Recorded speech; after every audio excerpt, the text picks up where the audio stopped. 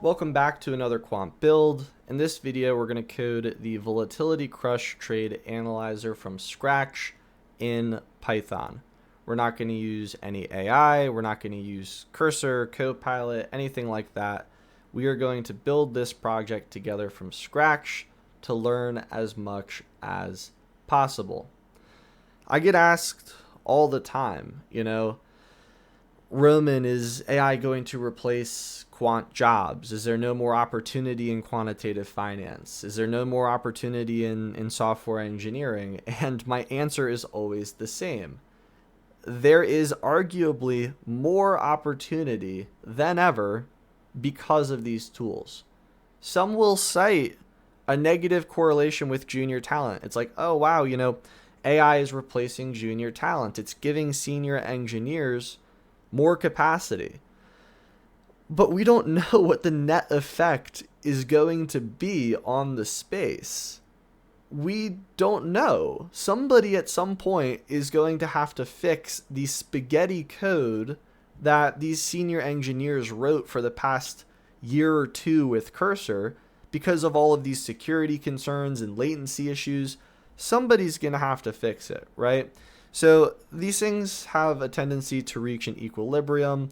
We can look at this as some sort of agile transformation process. This space always goes through different types of iterations. So it's not strange to the space. We see these types of transformations, these big changes, these big process changes happen every so often. And these things have a tendency to reach equilibrium. In terms of opportunity, goodness gracious, there's arguably so much more opportunity. Everyone wants to be a quant. Everyone wants to be an engineer, but nobody wants to do quant or engineering work. That's hard work. Building this stuff from scratch, that's hard. Leak coding, that's hard. But there's only so many things that they can ask you in a technical interview. If you have a solid quantitative toolkit, if you master your quantitative skills, if you learn, 20 leak code patterns, there's going to be barely any technical questions that you can't solve. So it leaves so much room for hungry students that actually want to learn and understand against what? The rest of them who just want to be lazy and plug in the interview question to ChatGPT. So when it comes to these videos, the goal is to learn as much as possible. These videos certainly take a significant amount of effort to put together, so I hope you enjoy them and take away from these builds as much as you possibly can about coding in this space. That being said, if you get stuck or you need to check out the project source code for some help, I will leave a link to it in the description below. I will also post it on the Quant Guild library on GitHub, where you can find all of my source code for these quant builds and all of my Jupyter notebooks and associated YouTube videos. For this build, we also need access to interactive brokers for market data, pricing data, and implied volatility data. I'll leave a link in the description below to go ahead and get started with interactive brokers. I highly recommend you check them out. I've been with them for over 10 years in a trading capacity, investing, and algorithmic trading. They're the only broker I use, and I highly recommend their API. So if you want to get started with interactive brokers, check out that link in the description below for this particular build. Before we get started here, if you would like to support the channel so I can continue to create these quant builds and other videos, and if you'd like to master your quantitative skills, check out quantguild.com. Maybe you come from a background in business, economics, computer science, and aren't too sure where to begin on your quant journey. Quantitative finance is such an interdisciplinary field, combining ideas from statistics, math, computer science, of course, finance. Well, Quant Guild is for you. We have over 90 quant lessons targeted in math, probability, finance, an adaptive practice engine that scales with your skill level so you can progress to more and more difficult topics. Interview questions with fully worked solutions. Courses coming soon in math, statistics, coding, all from the ground up, from A to Z. So if you'd like to support the channel and master your quantitative skills, check out quantguild.com. VolatilityCrushTradeAnalyzer.com. Without further ado, let's get into a demonstration of this Volatility Crush Trade Analyzer before we go about building it from scratch. So what I have here is I have this panel for connection. I'm going to connect to my Interactive Brokers Trader Workstation over here. And I'm on the paper trading account, so the port is going to default to 7497. This is my local host. So I will connect. Now I am connected. I'm going to open up the option trader here so we can take a look at some at-the-money options for NVIDIA and go about pricing this Volatility Crush trade. So I'm going to pick this September 12th expiration, and I'm going to pull open this Volatility Crush Trade Analyzer. Now, there is no earnings event. There is nothing to suggest that this implied volatility is going to crush, but supposing that there was, this is the type of trade that we're going to go about analyzing. Now, if you'd like to see an example of a Volatility Crush trade, check out my video on how to trade option implied volatility crush. So how does this tool work? Well, something that you'll notice here is my at the money implied volatility is 2.2%. And when it comes to these trading tools, you have to figure out if you're working with a daily unit of implied volatility or an annual unit of implied volatility.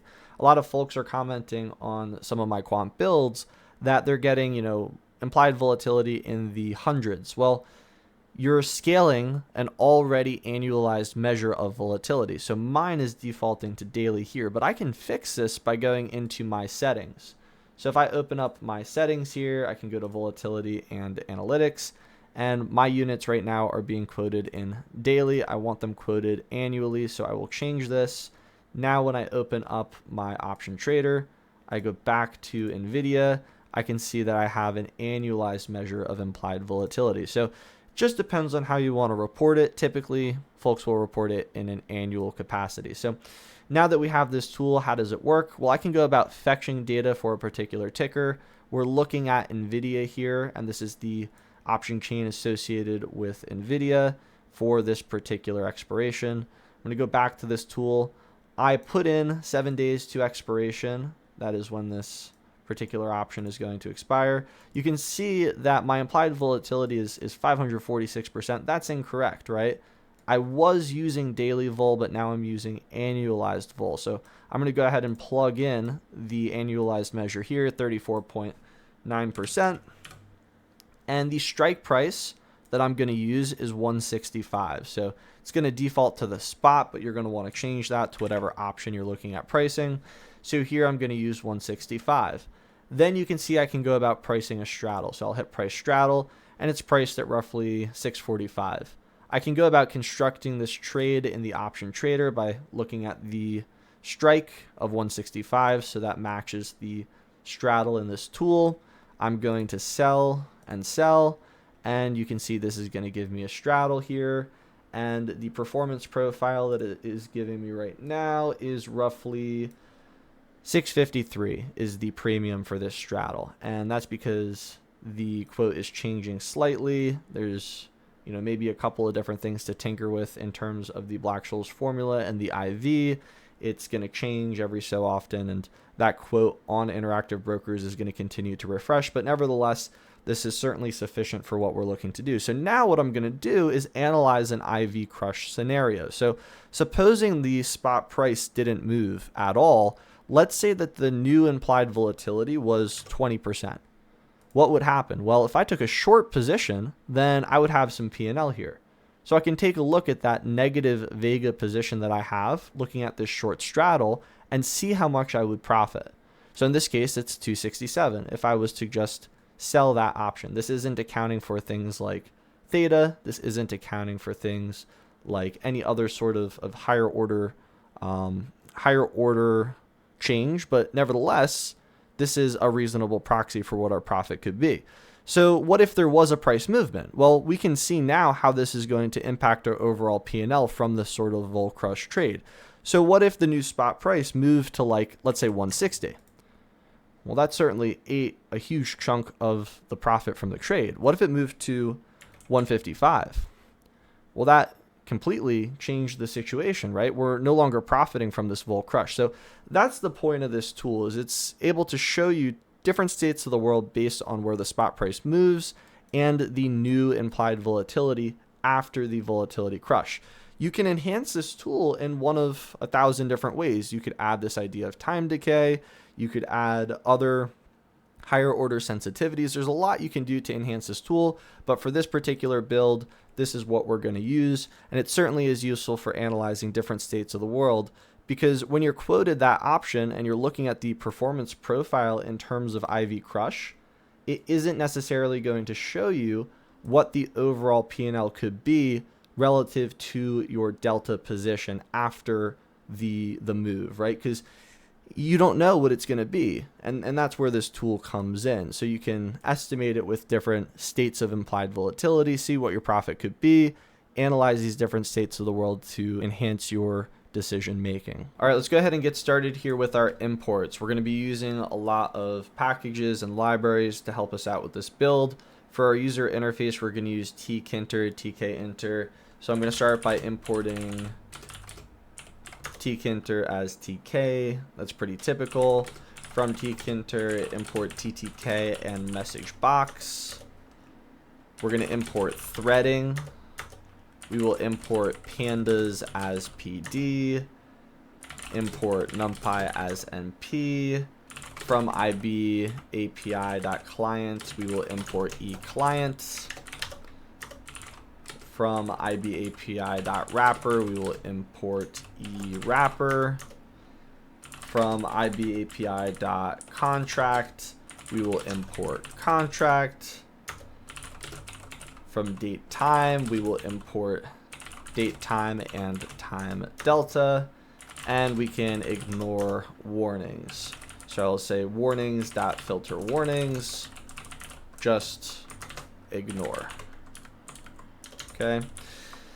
Now, with all of these packages, if you get a module not found error, then you haven't pip installed that package. So what you're going to want to do is you're going to want to open up your command prompt or the terminal in your VS Code, and you're going to want to go about typing pip install and then whatever module you're missing.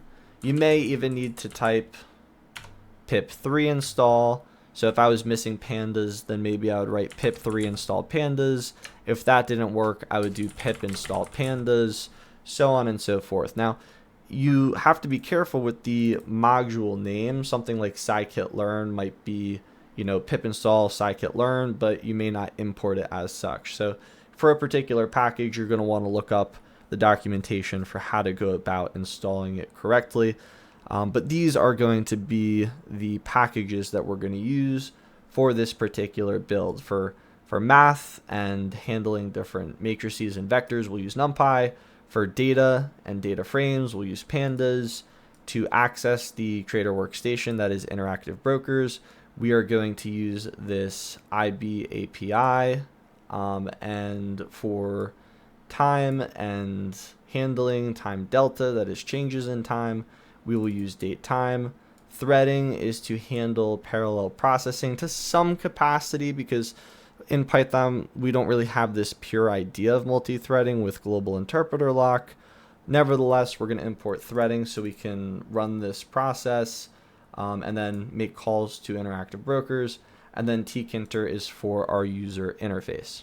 All right, first things first, we need to create some sort of warehouse to interact with Trader Workstation to make requests for market data and receive those market data requests.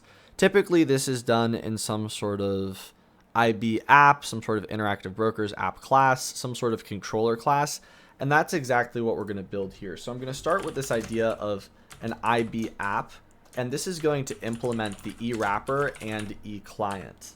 And what those are going to be references to the Interactive Brokers API for how we go about receiving data from Trader Workstation via this eWrapper and requesting data via this eClient.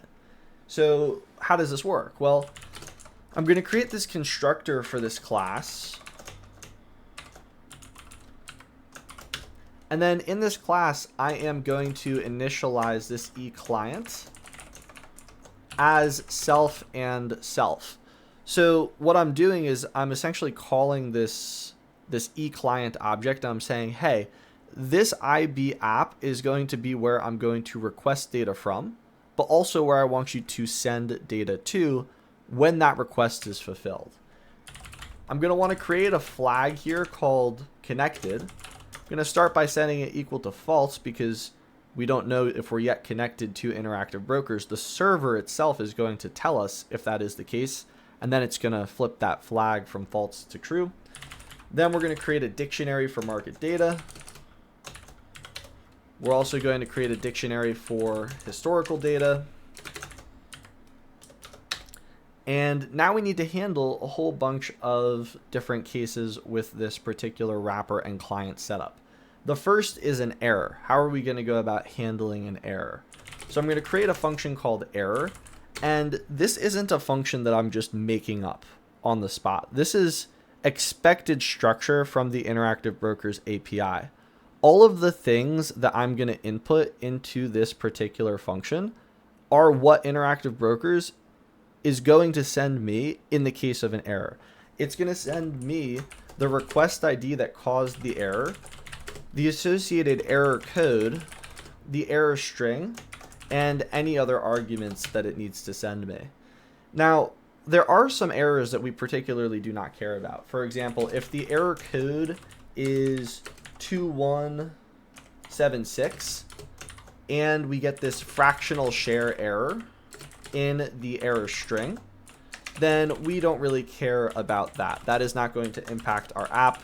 We can just return. Otherwise, let's just go about printing the error so we can see what it is in the console. So I'm going to print error, and in this case, it's just a formatted print statement. I'm going to print the error code, and then I will also print the error string. So this is going to be the error callback function. If the trader workstation has an error in some sort of request we make, maybe the request is invalid, whatever it is going to send it here. One of the first things that happens when you connect to the trader workstation from Python is the server responds with the next valid order ID. This is how you know you've connected to the server. If you're placing trades, then you're going to want to use a unique order ID for whatever trade you are executing, and you don't want trades to accidentally have the same order ID. So this is a function that's going to continue to increment that unique ID to ensure that you don't place, an order with the same ID. So what does this look like? Well, it's def next valid ID. We'll say self and order ID. So the server is going to call this function, and it's going to give us the valid order ID to use. Now, we're not placing trades in this particular app, so what can we do? Well, we can trigger the flag that we've connected to the server. The only way this function is called is if the server pings it. So I'll say self.connected is equal to true, and then I will print connected to IBTWS. Okay. Now we need a way to go about fetching this historical data. So we can use live prices or we can use historical data. I'm going to focus on the historical data component for now. So let's build this function to request historical data. I'll say def historical data, self, rec ID, and bar. All right. When we make a request to the trader workstation for historical data, we submit the request with an ID. Then the server goes and gets that historical data, and it sends it to this function with that ID. It also returns the bar information. So that is the data that we queried. So how do we want to handle this? Well, if the rec ID is not in the historical data dictionary, then what do we want to do? We want to initiate that key, that rec ID in the dictionary, and we want to set it to an empty list. And what we're going to do is for that request ID, we're going to store this bar data. So I'm going to say self.historical data for this particular rec ID dot append. And now I'm going to put in all this data. Date, is going to map to shocking bar.date. Open is going to map to bar.open. And we're going to do this for all of the bar information. So we have the high, we have the low, we have the close, and we also have the volume. Okay. And that's how we can go about handling the historic data request once the server responds with it. So this isn't the function to make the request. This isn't a function to make the request. None of these functions are making a request to the server. This is where the server is going to respond to our app with information. We use the eClient to go about making these requests to the server. And those requests have an ID, and then as you can see, the server is going to ping back with that ID and whatever data is associated with that request. One last function that's going to be useful for us in this IB app is the idea of a historical data end. This is going to tell us essentially when the server is done responding with the historic data. So I'll say def historical data end, and I will say self rec ID for some sort of start and end, and I will come up with a formatted print statement that the historical data has been received for the particular rec ID, in this case whatever the server responds with.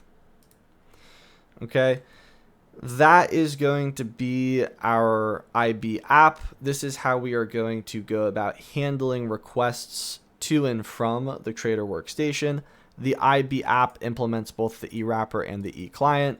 We're handling here the historic data. This is going to allow us to get the implied volatility data. It's going to allow us to get the pricing data. We're going to handle errors in this callback function. We're going to validate that we're connected with this next valid ID function. And we're going to store all relevant data in this historical data dictionary.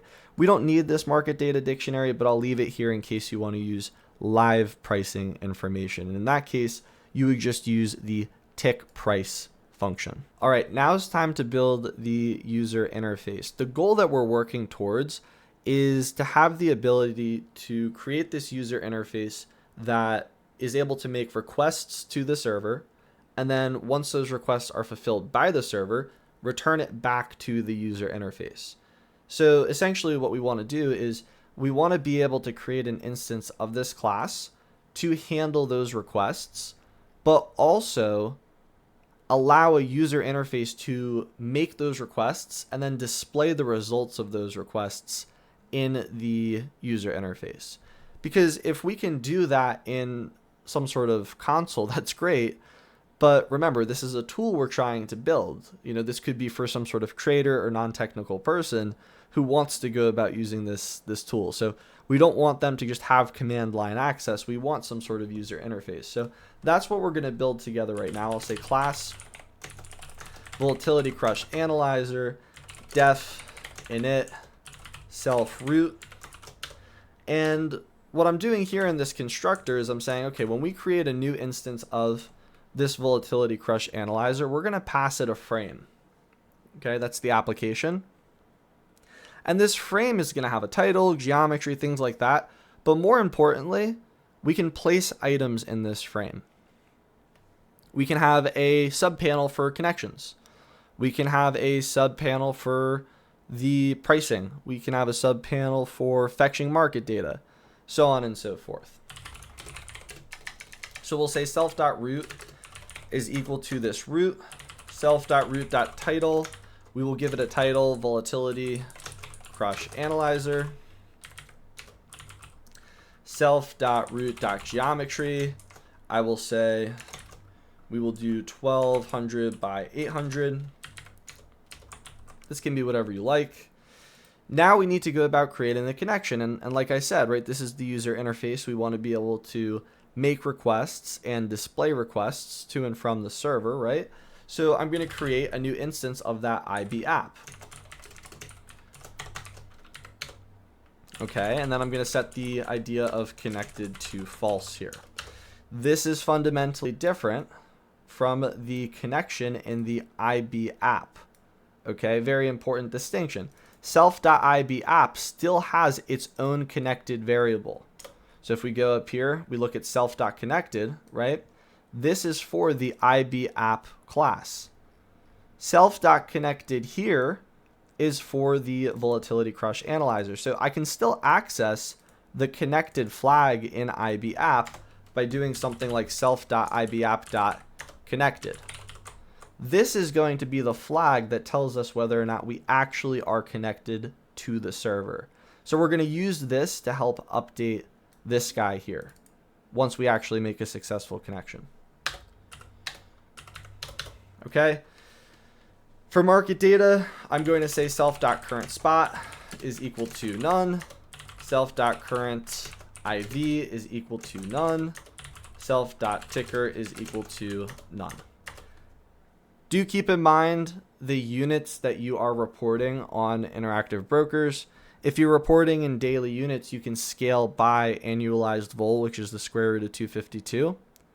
If you are reporting in annual units and you try to scale by the square root of 252, you're going to get a massive value. I know I had a lot of people ping me on Discord and comment on my previous videos in that case. So just be careful with what you have in your settings for Interactive Brokers.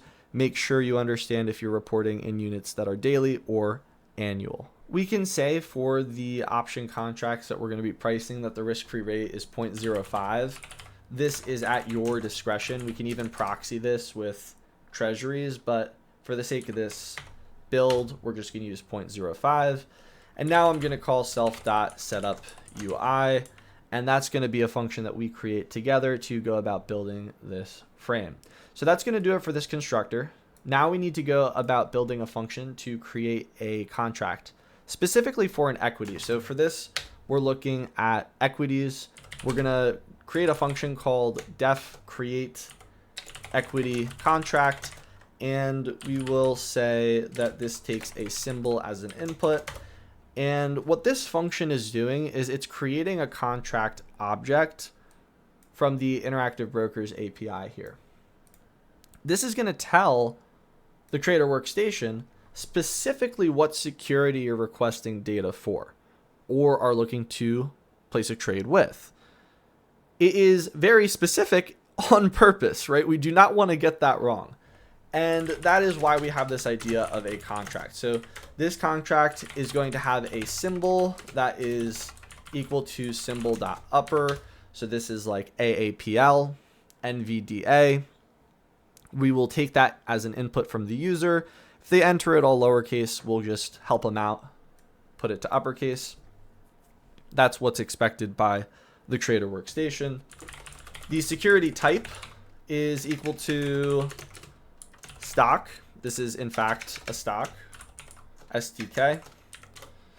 The exchange we will say is smart, and the currency is USD. Then we will return this contract object that we just built. So here, this is create equity contract. This is just going to save us some headaches of, what the security type is, the exchange, and the associated currency. It looks like I spelled exchange wrong here. Okay, exchange. And all we got to do is pass a symbol that is a stock or an equity to this function, and we will get a valid contract to request data for. All right, now we got to go about creating our UI. So what I'll do is I'll say def setup UI self, and keep in mind, right, this self parameter is for these functions that are a part of this Volatility Crush Analyzer class. All right, this is a special type of function. This is the constructor. That is when we initially create this object, when we instantiate it, we need to pass some sort of frame. That's the user interface. Okay. Then we'll create an IB app, and we have access to all this other information. More specifically, our user interface has access to this information. Okay. So in setup UI, what I'm going to do now is I'm going to create the main frame. So I'm going to say main frame is equal to ttk.frame self.root padding is equal to 15. So I'm just going to add some nice padding around it, and I'm going to give it this grid layout. So I'm going to say mainFrame.grid, row is equal to 0, column is equal to 0. I'll say sticky, and I'll make it west, east, north, and south. And what we're doing here is we're giving the frame in this root a specific layout. And typically what you do when you create different widgets, different elements in a user interface is you define the element itself. You might define a variable associated with that element. So as it gets changed, you can do things with the variable. So maybe you need to update a table, maybe you need to make a new data request, whatever it is. But once you define that object, you're going to place it in the frame. So you're going to give it some sort of layout. Maybe it's a grid layout and you have a row and column. Maybe it's a specific X and Y position. When it comes to user interfaces in this context, 0, 0 is the upper left-hand corner, in case you weren't aware. So if you're trying to place things in like a static position in your user interface, 0, 0 is upper left. So X increases, that moves the item to the right. So it moves it to the right. And as Y increases, it moves it down. Okay, just something to be aware of as you go about making your user interfaces. Now, we're going to go about constructing the grid weights just for the responsiveness of the app. So I'll say self.root.column_config. 0 weight, we'll give it a weight of 1. Self.root.rowConfigure, so not config, but configure, 0 weight of 1. Then we'll say mainFrame.columnConfigure.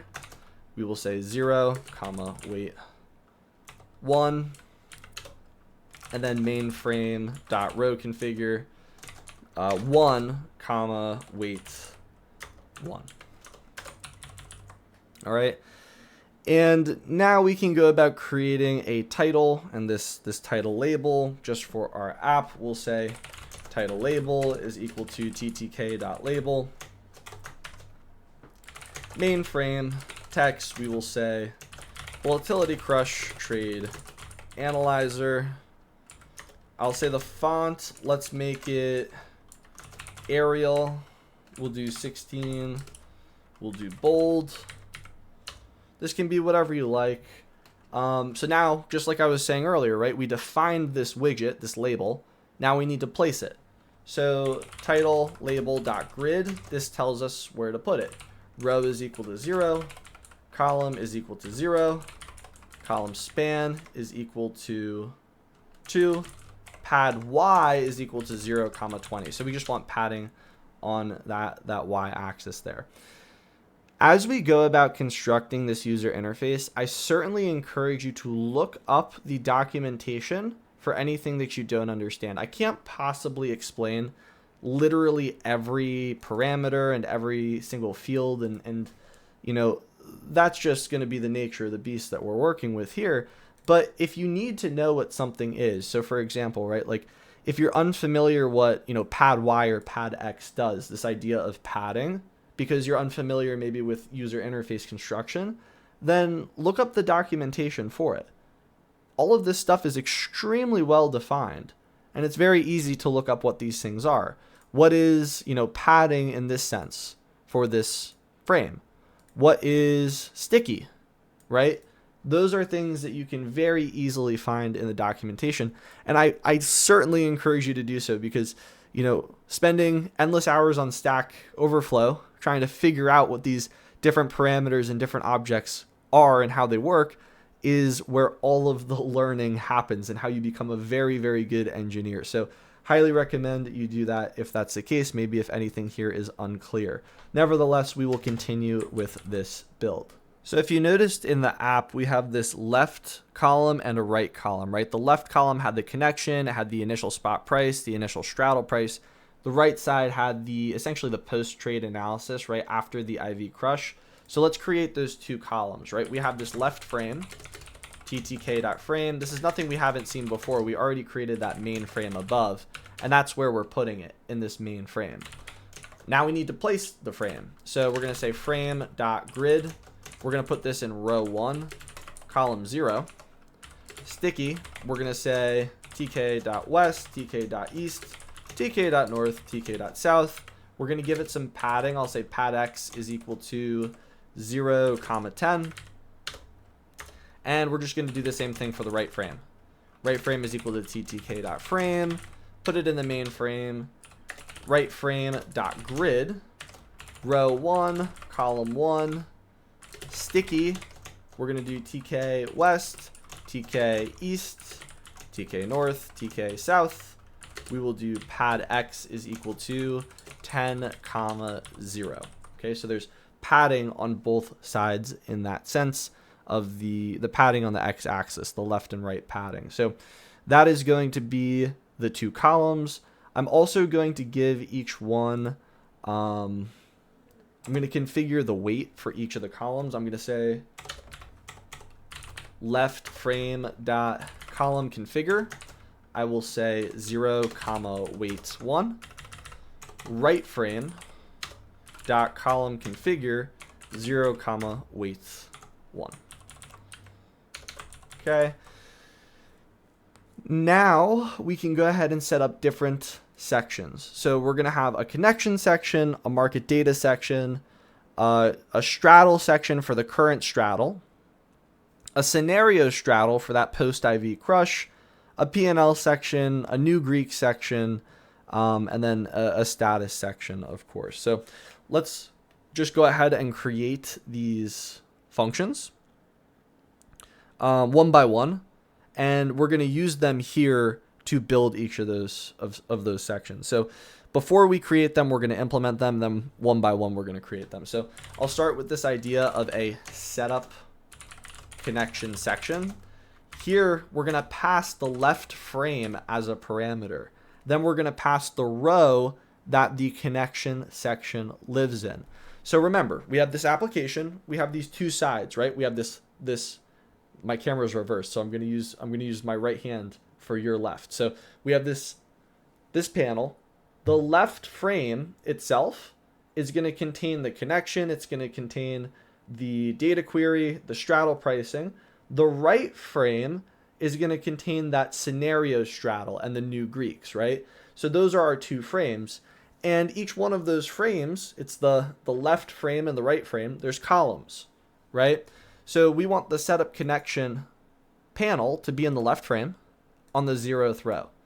And that's what we're going to do then for the setup market data section. We're going to put this in the left frame, but in the first row, we want it below the connection section. Setup current straddle section. Again, left frame, but now below the market data section. So we'll make that 2. Self.setup current Greeks section. Again, we want that in the left frame, but in the 3rd row. And that should do it for the left column. Okay. Now the right column is going to have the scenario section, the P&L, the new Greeks, and the status. So let's go ahead and use those functions. And then, of course, we have to go and make all of these functions here. So set up scenario section. We're going to put this now in the right frame, the 0th row. We'll set up the P&L section. We will put this in the right frame. First row, again, beneath that scenario section. Then the new Greeks. We will put this beneath the P&L section. Then the status section we will put at the bottom of that frame. Okay. So essentially now what we've done is we've established how all of these items are going to be laid out. We have these two sides of the user interface, this left frame and this right frame. We have connection, market data, straddle, Greeks. Then we have scenario, P&L, new Greeks, and the status. Now we need to actually make these functions so they work in this setup UI. So this setup UI function is done. Now we actually have to go about building all of these guys here. It's actually pretty easy to make each of these functions. So let's just do it one by one. Def setup connection section self parent row. I mean, this is what we told the setup connection function we were going to give it in the setup UI function, right? So we call this setup UI function, we establish all the framing, we establish the columns that different items can live in. And now for this particular connection section in the upper left-hand corner, where are we putting it? The left frame in the 0th row. So naturally, we're going to take the parent, which is going to be that left frame, and the row that it should live in, the 0th row. All right, let's actually create this label frame. The connection frame is going to be ttk.labelFrame. We're going to give it the parent that we passed to the function. The text is going to be, in this case, we can say interactive brokers connection. And then we can add some padding, maybe 15. 15 is likely reasonable there. Okay. Then what we're going to do is we've just created this, right? We told it where it lives, but now we got to place it, right? So it lives in the parent, but where are we placing it in the parent? Well, we're going to use a grid, right? Conframe.grid, row is equal to row. Remember, that's what we passed to this function here. What about the column? Well, we're going to throw it in column 0. We'll say sticky. In this case, we want it sticky to west and east.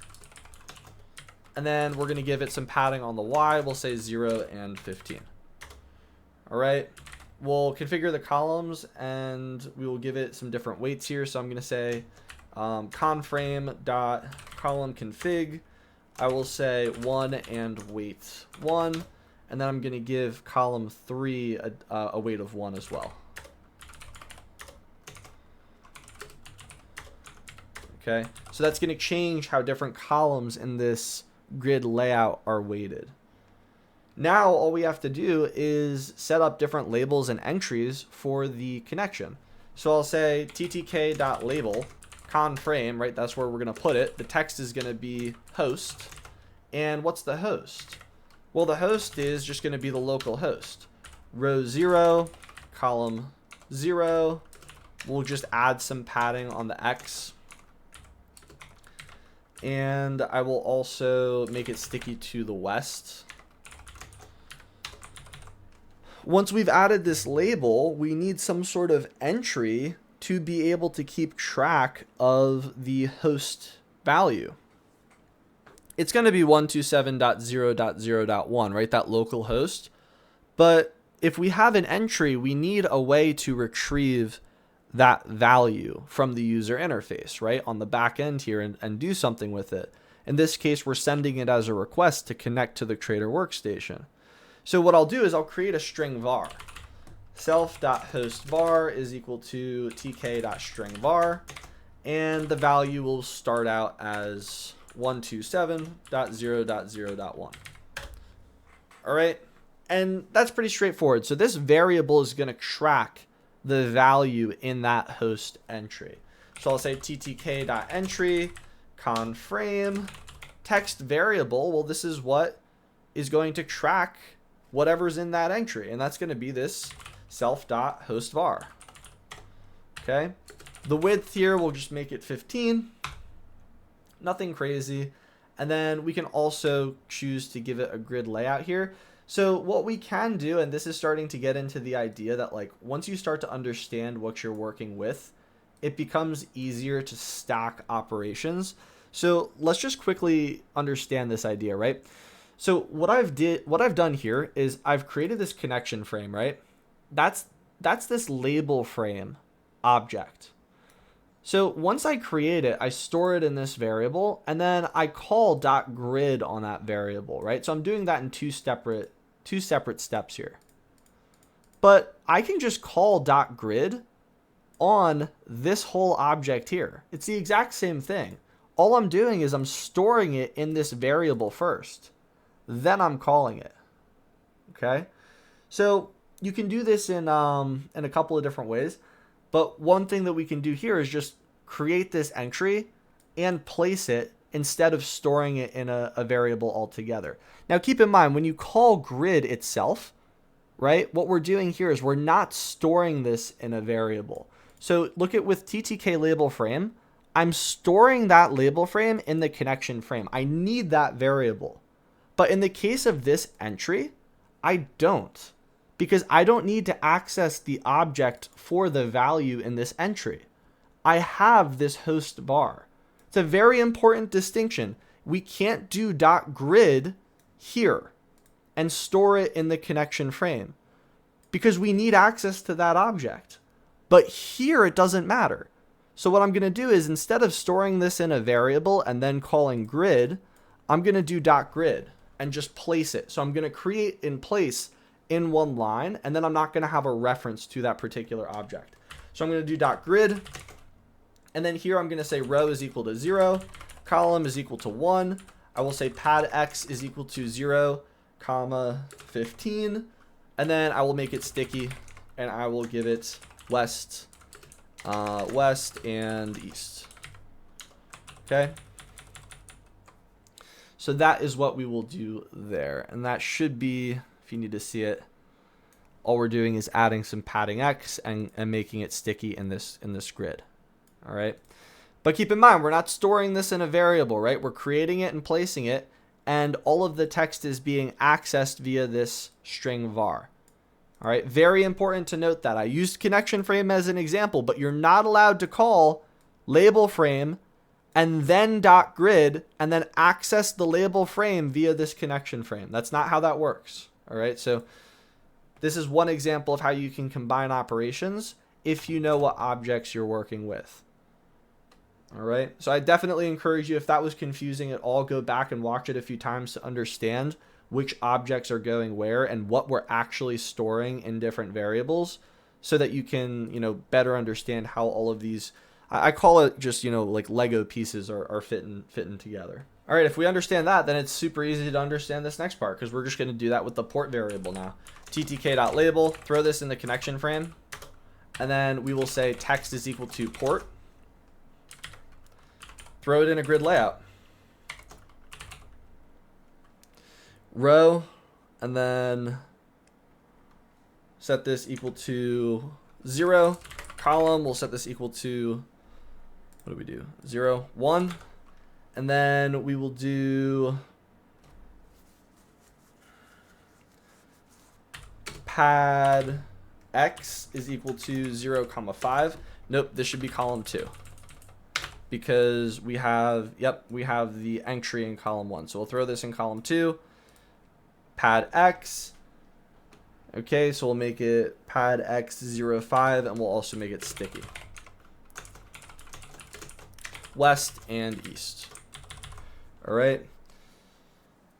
So now we will do the same thing with a port variable. We will create a string variable. The value will initially be 7497. That is the default port for the paper trading, so I'll leave that there. And then we'll also place this entry in the con frame.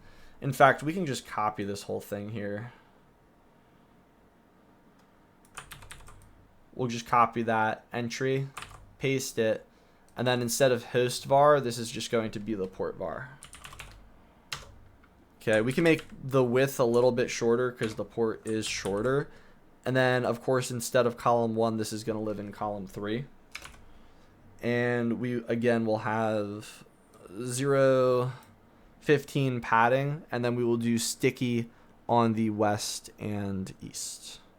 All right, so that will do it for the entries, the labels and entries for our host and port. Now we need to make some buttons to connect, disconnect, and display the status of the connection. So I will say button frame equals ttk.frame, con frame, that's where we're going to throw it. Then I will say button frame.grid, this is where we're going to place it. Row 1, column 0, right? Column span, we'll make this 4. Again, this is going to be row 1, right? Look at where everything else lives that we just created. The host entry the port, and the port entry all live in row 0. Okay, so this is going to be the next row, column 0. Column span is equal to 4. We'll add some padding on the Y because, again, this is going to be in the next row. So we want vertical padding. And now we're going to add a connection button. So we'll have this connect button. This will be equal to ttk.button. And we're going to throw this in the button frame. So all of this stuff stacks very logically together, right? So in this connection section, we have this left frame parent, right? So we have the app. We have this left frame. Now we're going to create a connection frame up top. And in that connection frame, we're going to create what? Host port. And then underneath that, a button for connect, disconnect, and status. That's exactly what we're doing here. So create this button, throw it in the button frame. The text will be connect to IB. The command is going to be equal to self.connect IB. And we will work out what that is later on. Same thing with disconnect. Well, I guess first we have to place this button, right? That would be nice. So we created it, right, with this ttk.button, but we still have to place it. Self.connect button is equal to pack, or not equal to, what am I saying? We're not assigning it. We're doing .pack, and we're just going to pack this to the left side. So tk.left, and we'll have some padding on the X for the other button. All right. So here we're not using a grid layout. We're just going to pack it in to the button frame that we created. So the button frame lives in a grid layout, but the button itself, the connect button and the disconnect button, is not going to. Okay. Let's create the disconnect button. Self.disconnect button is equal to ttk.button. Okay, we'll throw this in the button frame, right? Text is going to be disconnect. Great. The command is going to be what we're going to create later, self.disconnect IB.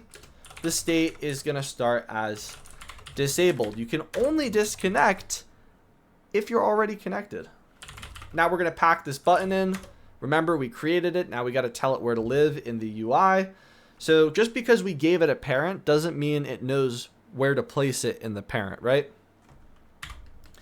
.pack side is going to be tk.left. And then we don't need padding because this is going to be the last item for that row. So we have host port, we have connect disconnect, and then we can add status. Status label is equal to ttk.label. And then in this case, we're just going to throw this in the button frame, but we'll throw this underneath those buttons. It'll start as disconnect, disconnected, and then the foreground, we will make it red.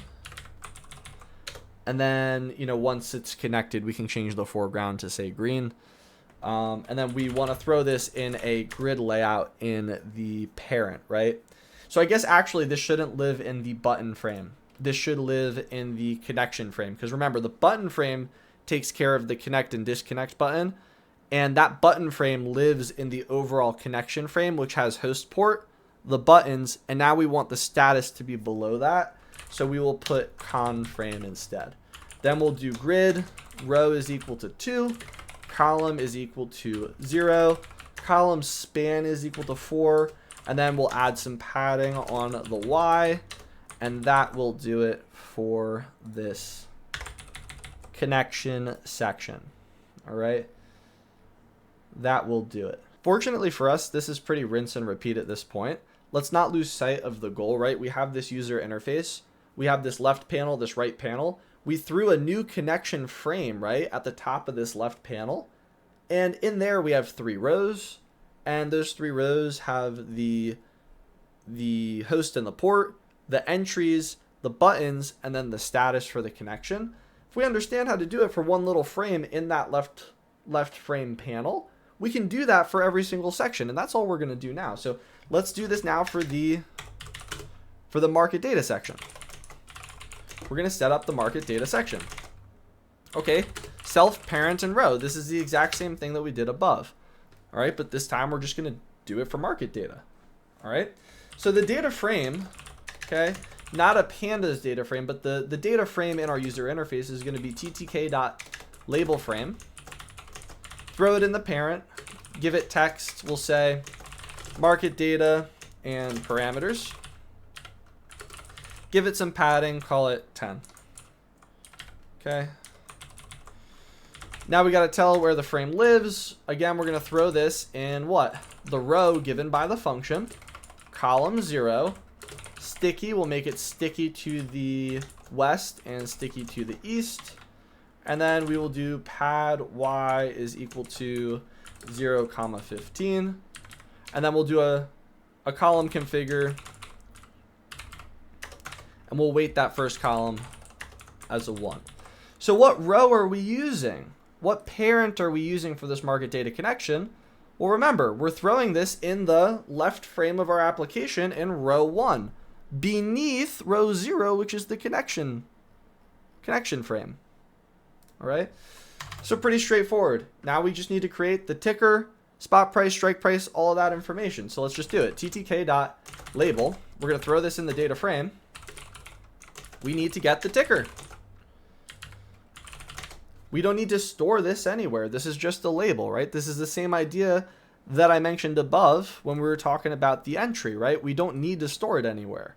We have this variable to access data, so I can just call grid outright. Same thing with the label.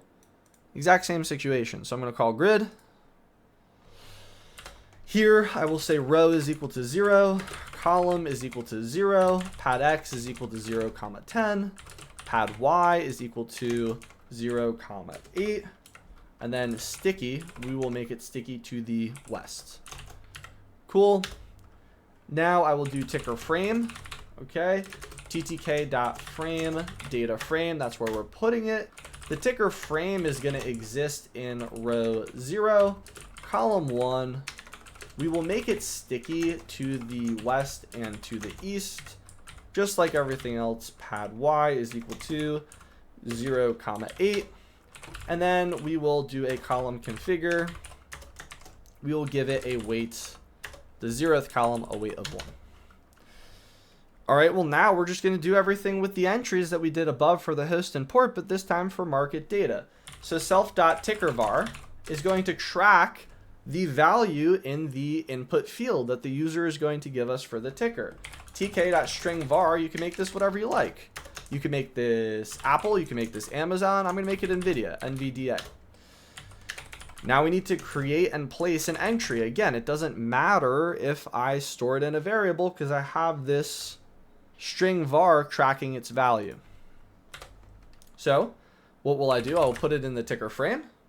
I will say the text variable tracking its value is self.tickerVar. Then I will make the width of this entry 12. I'll make the font, again, just to keep it Arial. I'll call it Arial. I'll call it 10 and I'll call it bold. You can use whatever you like here. And then I'm just going to pack this in. So instead of using a grid layout, I'm just going to say .pack. Side, I'll pack it to the left. Okay, and that's going to be our entry. So if you need to see that, I am going to pack it to the left, and I'm calling that .pack after I define entirely the TTK entry. Now I'm going to create the fetch button. This is, again, just another button. I'm going to throw it in the ticker frame. Okay, and then I will say the text is equal to fetch data. I will say the command is equal to self.fetch market data, which we still have to create. The initial state should be disabled because if we're disconnected, we shouldn't be able to fetch market data. Then, of course, I want to go about what? I want to pack it side tk.write and give it some padding on the left-hand side there. Okay.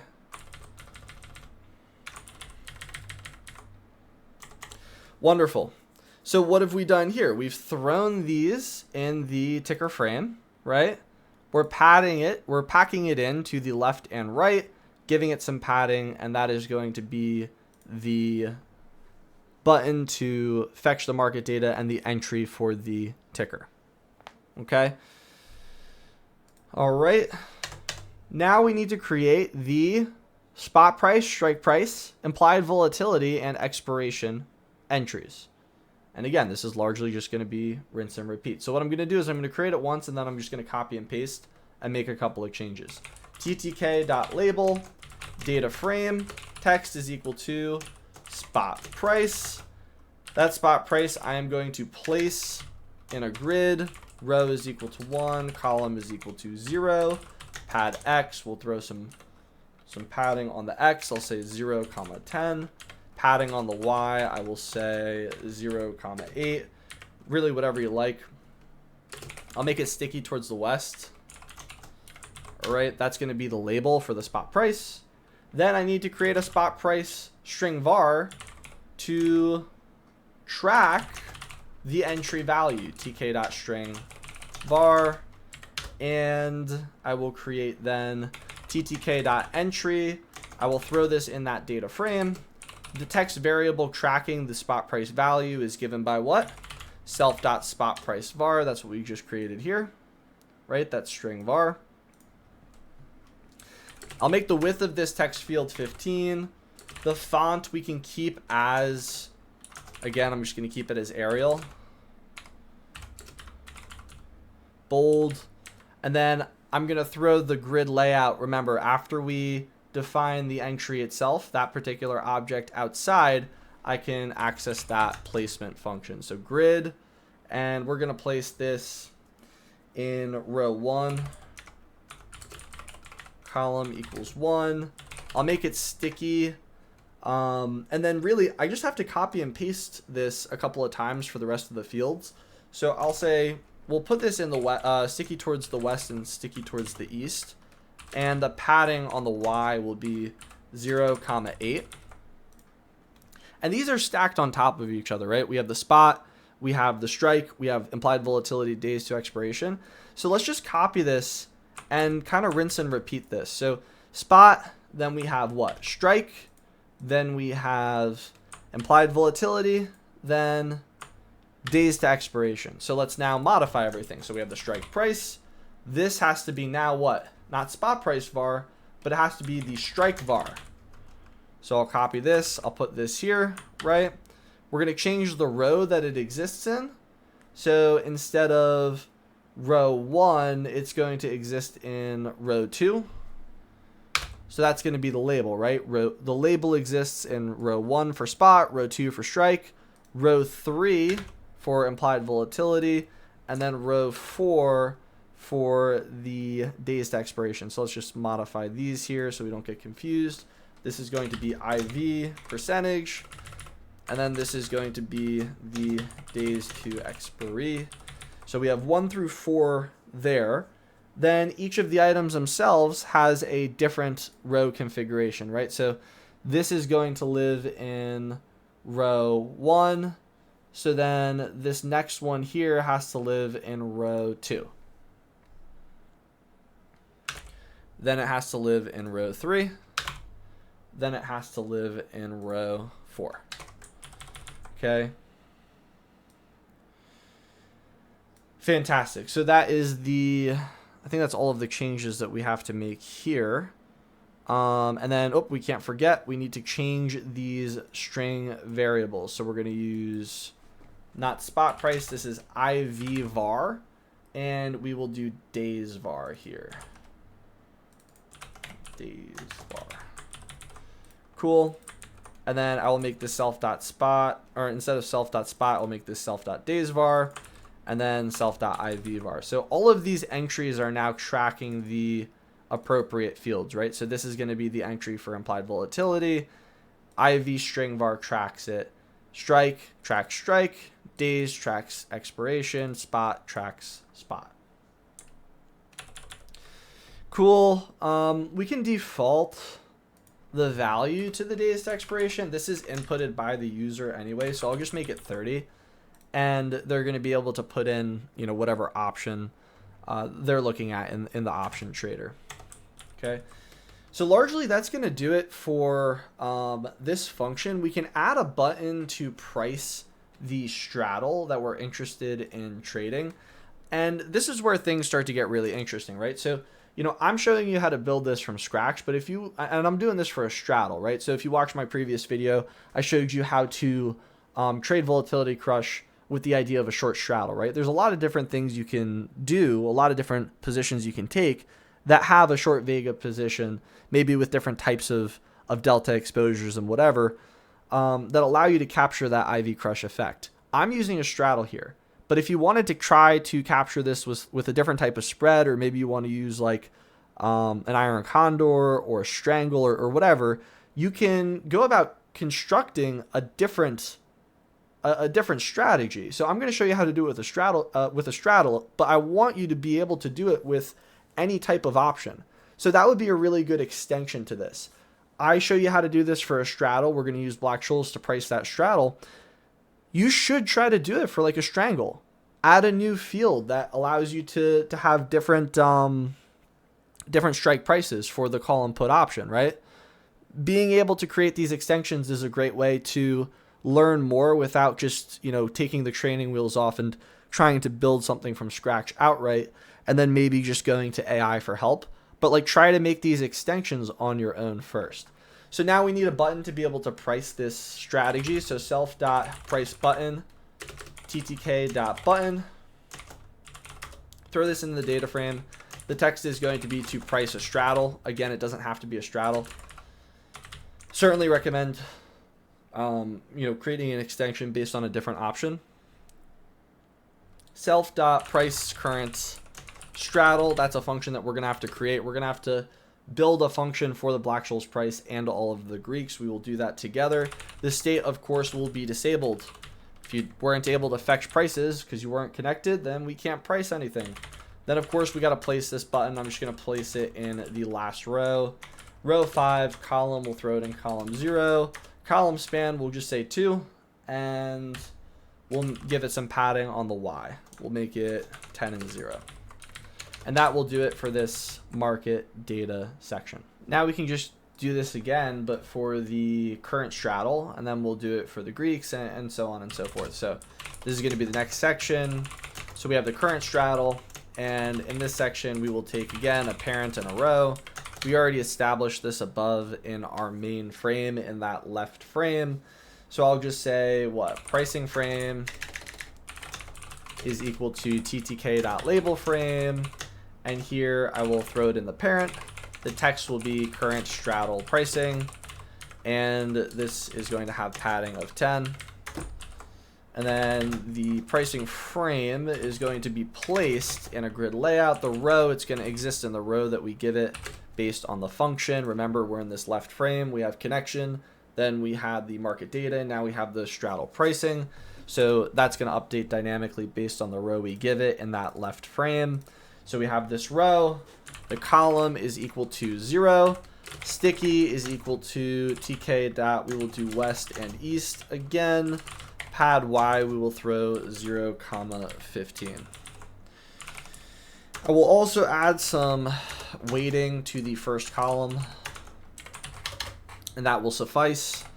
Now I need to add a label for the call price, so I'll throw this in the pricing frame. The text will be the call price of the option. We'll throw this immediately in a grid layout because again, this is just a label, we don't need it. So row 0, column 0, pad X, we'll do 0, 10, pad Y, we will do 8 or maybe 0, 5, and we'll do sticky to the west.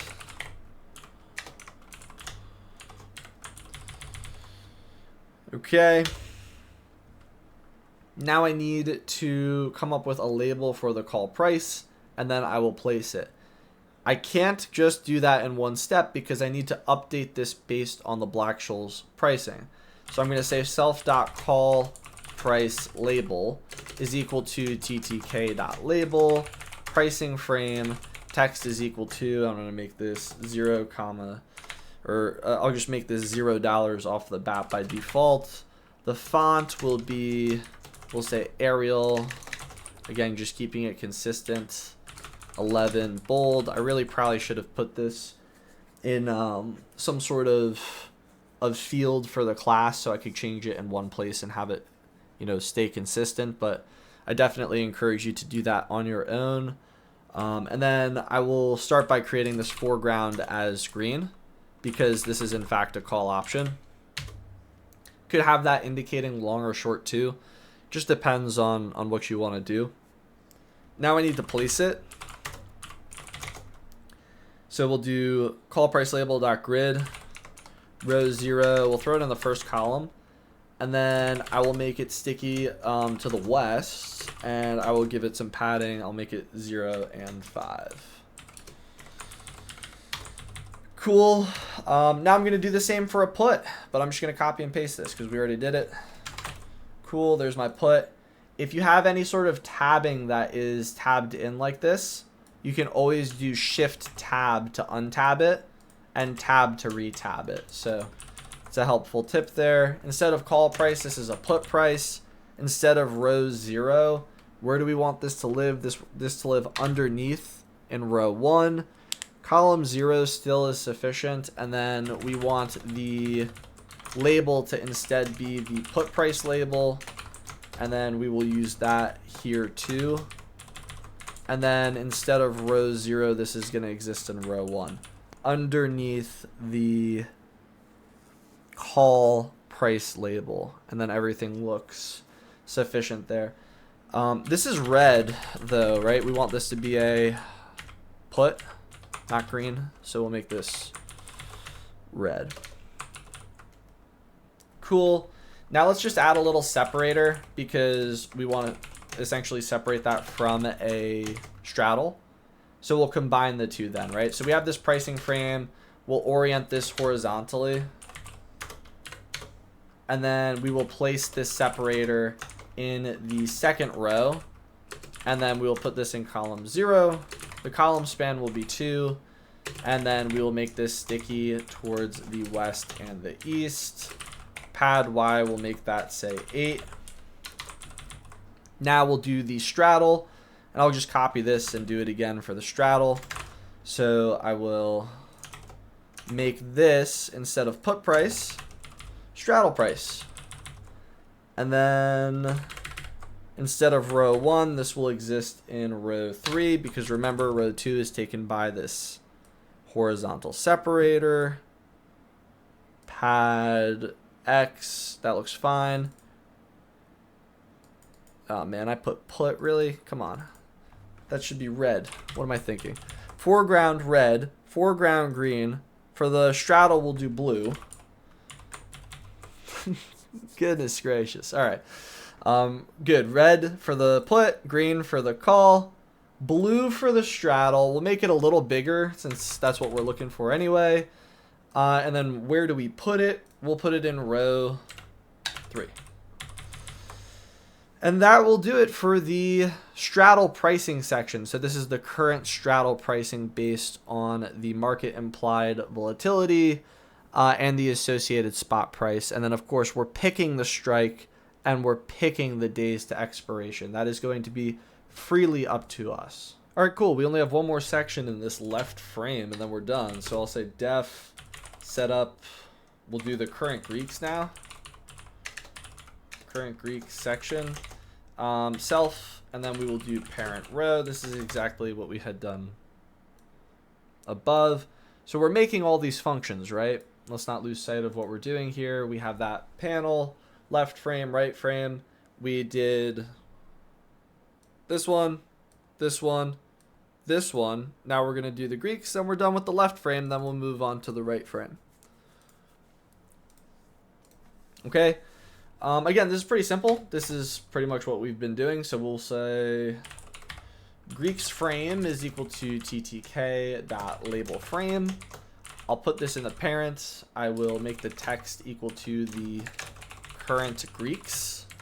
And then the padding, I will set that equal to 10.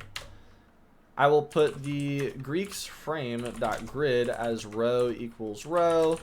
Column is equal to 0. Sticky is equal to tk west, tk east. Then I will say pad y is equal to 0, 15. Lovely. And then I'm going to give some weight to the first and third column. So I'll do column configure 1, weight 1, frame, column configure, 3, weight 1. Cool. Now what I'm going to do is pretty much what I did above with the call and put prices. Oh, geez, look, I left this as put. You see this? It's a rookie mistake right there. Rookie mistake. That should be straddle price label. And this should be straddle price label. So if you caught that before me, good on you. So straddle price label. That's good for that guy. And now we can just copy and paste this. Copy and paste this idea here. Let's see. Row 1, 2. Yeah, this is all good. Okay, cool. So we'll just copy and paste this guy now. We'll throw this here. And what are we trying to display? Delta, gamma, vega, and theta. All right. Delta, gamma, vega, and theta. Let us start with the frame we're placing the label in. We'll throw it in the Greek's frame here. The text will be what? Delta first. Row, we're going to start in row 0. Then everything else is fine, but really we don't need 10. We just need 5. This is smaller than what we were working with above. Arial 14, probably unnecessary. Arial 10 is probably sufficient. Can leave it as bold. We don't need to make the foreground any color. You can just leave it as plain old text. And instead of pricing frame here, we'll throw this in the Greek's frame. Row, this will be in row, throw this in row 0, column 1. And instead of straddle price label, this is going to be the delta label. And that's what we will use there as well. Super easy. Let's do this again. Do this again for gamma. Do this again for vega. Do this again for theta. Not going to make that same mistake last time either. Gamma, vega, theta. Cool. This is going to be the theta label. Cool. This will be the vega label. This will be the gamma label. I will replace all of those. Good. All of these are in the Greek's frame as they're supposed to be. Now I need to make sure that all of the rows and columns are correct. I want to put delta and gamma together, right? First and second order sensitivity. And then I'll put vega and theta together, even though they're not explicitly related by some sort of variable you're differentiating with respect to. So here I'm going to put this delta in row 0, column 1. Then I'm going to make the gamma label in column 2. I will leave this in row 0, column 1, row 0, column 3. And then I will increment down to row 1 for the vega and theta. So I'll put this in row 1, put this in row 1. This will then also be in column 3. This will be in row 1, column 0. This will be in row 1, column 2. Okay, so that's going to go label vega, then the actual vega value, then the theta label and the theta value, and then above that will be delta, delta value, gamma, gamma value. All right, and that's what we've built here. And that's going to do it for that left frame. Now we can move on to the right frame. So we'll start with the scenarios section. Def setup scenario section. And then in this case, right, we're dealing with the same idea of a parent and a row, but the difference here, the parent is now the right frame, right? So we were dealing with the left frame. Now we're dealing with the right frame. So we're going back to row 0, okay? Now we can create a little scenario frame. And this is really the bread and butter here, right? Because this is what we're after. We want to see what the price of the straddle is in different state of the worlds. So we'll throw it in this parent. The text will be scenario analysis. Cool. We'll make this padding equal to say 10. And then scenario frame dot grid. Row is equal to row. Column is equal to 0. Sticky, we'll make this maybe TK west, TK east. And then pad Y is equal to 0, 15. Wonderful. This is the exact same thing that we did above with all the other different frames for the Greeks, for the market data, for the connection panel. It's the same setup, right? So now I'm gonna give it some column weight. I'll give the first one some weight. Give it a weight of 1. That'll be sufficient. Now I'm going to essentially just take the entries that we did up here for days to expiration. I'm going to copy that, and I'm going to use that as the framework for this scenario analysis. Okay. So instead of the data frame, we're going to be using this scenario frame. The text will be new spot price, right? Because that's what we're testing. Row 0, we will leave the padding X at 10, padding Y at 8, and sticky at west is sufficient. The initial value here, we'll just leave it blank. So we'll just get rid of that. Again, this entry doesn't live in the data frame. It's going to live in the scenario frame. We need to create a new text var here to track that new spot price. So I'm going to call it new spot price. And that's what I'm going to use as this tracking variable here. This is width. This is widget. All right. That's something to go fix. Let's scroll up. We're scrolling up now to the scenario frame. We're going up to the market data frame.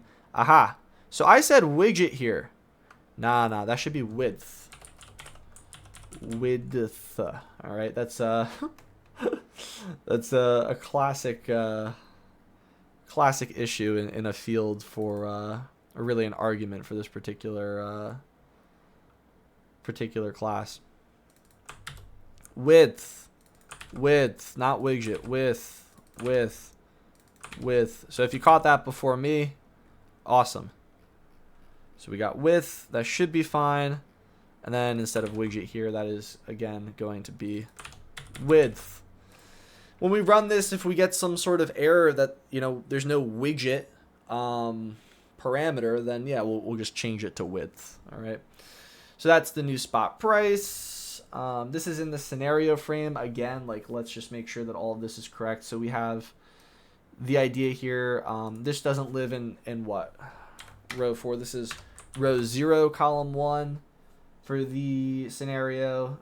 Sticky's fine. Pad Y is fine. That's all sufficient. So that is good for the new spot price. Now let's just copy and paste this for the new IV. Shift tab. So this is going to be the new IV %. And, as you're going through this, just make sure and I know I mentioned this earlier, but make sure you know what units of implied volatility you want to work with. If you want to work with annual units, or if you want to work with different types of units, then that's at your discretion. It's whatever you want to do. So just make sure you're scaling it correctly. So we'll use new IV % here, row 0, okay? We will make this row 1. And then we will do the same for the actual string var and the entry. So I don't know what that was. New spot price is really going to be the new IV var. We will use that as the tracker for this entry. So remember, this is the scenario analysis. We have a label for the new spot, new IV. We have entries, and then we need to track the values in those entries. And that's what we're doing here. Instead of column 1, this will be in column, this should be row 1, column 0. This should be row 1, column 1. Yeah, row 1, column 1. Cool. So it'll be the label, then the entry, label, entry, and that will do it. And then we're tracking it correctly. Good. Everything looks good there. Now we need a button to analyze this. That's what we will do. We will do self.analyze button is equal to ttk.button, and we will say scenario frame. Text is equal to analyze scenario. And then here, command is equal to self.analyze scenario, which we also have to build. Now, I hope it goes without saying, but the Black-Scholes price doesn't and the Black-Scholes model doesn't perfectly predict what the change in your option contract's value is going to be. And it doesn't tell you how to perfectly hedge your exposure, right? So like in terms of like rebalancing a delta hedge, it's not going to be a perfect hedge with your delta value. It's a linear approximation to the delta function from the Black-Scholes model. But that linear approximation, yeah, there's some error. It's a pretty darn good approximation, but it's not a perfect hedge, right? And as things change and the market moves, and you know, the delta value changes in a way that's reasonably expected, and it's always going to be consistent with the prices that you observe because of the implied volatility. That's what we're backing out every time. So the Greeks will somewhat reflect the change, but the actual impact in price, it's not going to be a perfect representation of that. So I want you guys to keep that in mind in the context of pricing in the Black-Scholes model. Just because we're using this model and essentially we're using it to back out this implied volatility, and then we're using the implied volatility, whether it's a future volatility and we're doing a scenario analysis, or it's the spot IV to price these options, the prices will be consistent with what we observe for that particular option or strategy, but it's not perfectly predictive of what the value is going to be. And, you know, that's because it's a model price. Now, eventually when it moves and you get that new IV, yeah, it's going to match because that's how IV works. We're backing out the IV from whatever the market is pricing it at. So don't get those two things twisted. It looks consistent, right? But it's not consistent in that sense. So very important to understand that. I have a lot of videos on theoretical pricing. Check those out if you're unfamiliar. Going to do more in the future to hopefully hammer that idea home. For now, we just created this analyze button. I spelt analyze wrong in that command. Analyze scenario, good. Disable it till we're connected. Then we'll say self.analyze button. We're going to place it in row 2. We'll place it in column 0. Column span 2, pad Y, we'll say 10, 0. Cool. And that will do it for the scenario section. All right. We're almost done here, actually. So now we just got to do this for the P&L, the new Greeks, and the status. So let's do this for the P&L. I am going to just go ahead and create this function def setup P&L section. I'll say self parent row. Cool. Now I need a new label frame. I'll just take this one. Just take this one, reuse it a little bit. So we'll say P&L frame. And then I will make all of these P&L frames. We're going to, again, use the parent and row respectively. Column config there is fine. 0.15 sufficient. Padding 10 fine. Scenario analysis, we will change this to P&L analysis. And then now we need labels and we need separators. So I'm just going to get this from up here. Let's use the call, or we can just use theta. So we'll use theta as an example here. I'll copy the theta set. Come on down here. Paste it there. And then I will use the P&L frame. Instead of theta, this is going to be the new straddle price. This is going to be in column 0, row 0. Okay, we'll make this, give this some padding, make this 10, 0.8. Okay. TK West, P&L frame. This is not a theta label. This is the new straddle label. We will throw this in row 0, column 1. The padding, we'll add a little more padding. That'll be good. And then we'll make this blue for the straddle, right? So we'll do foreground just to match what we had earlier. And then we'll change this to 12, make it a little bigger. Okay. So this is after the scenario that we observed, right? So we observe a new volatility and a new spot price. Now we want to see what the new straddle price is going to be. Okay. I'll add a separator, and then I'll essentially display the P&L for a long straddle and a short straddle. So I'll say separator. Really, I'm just going to take the separator from above. We already wrote this.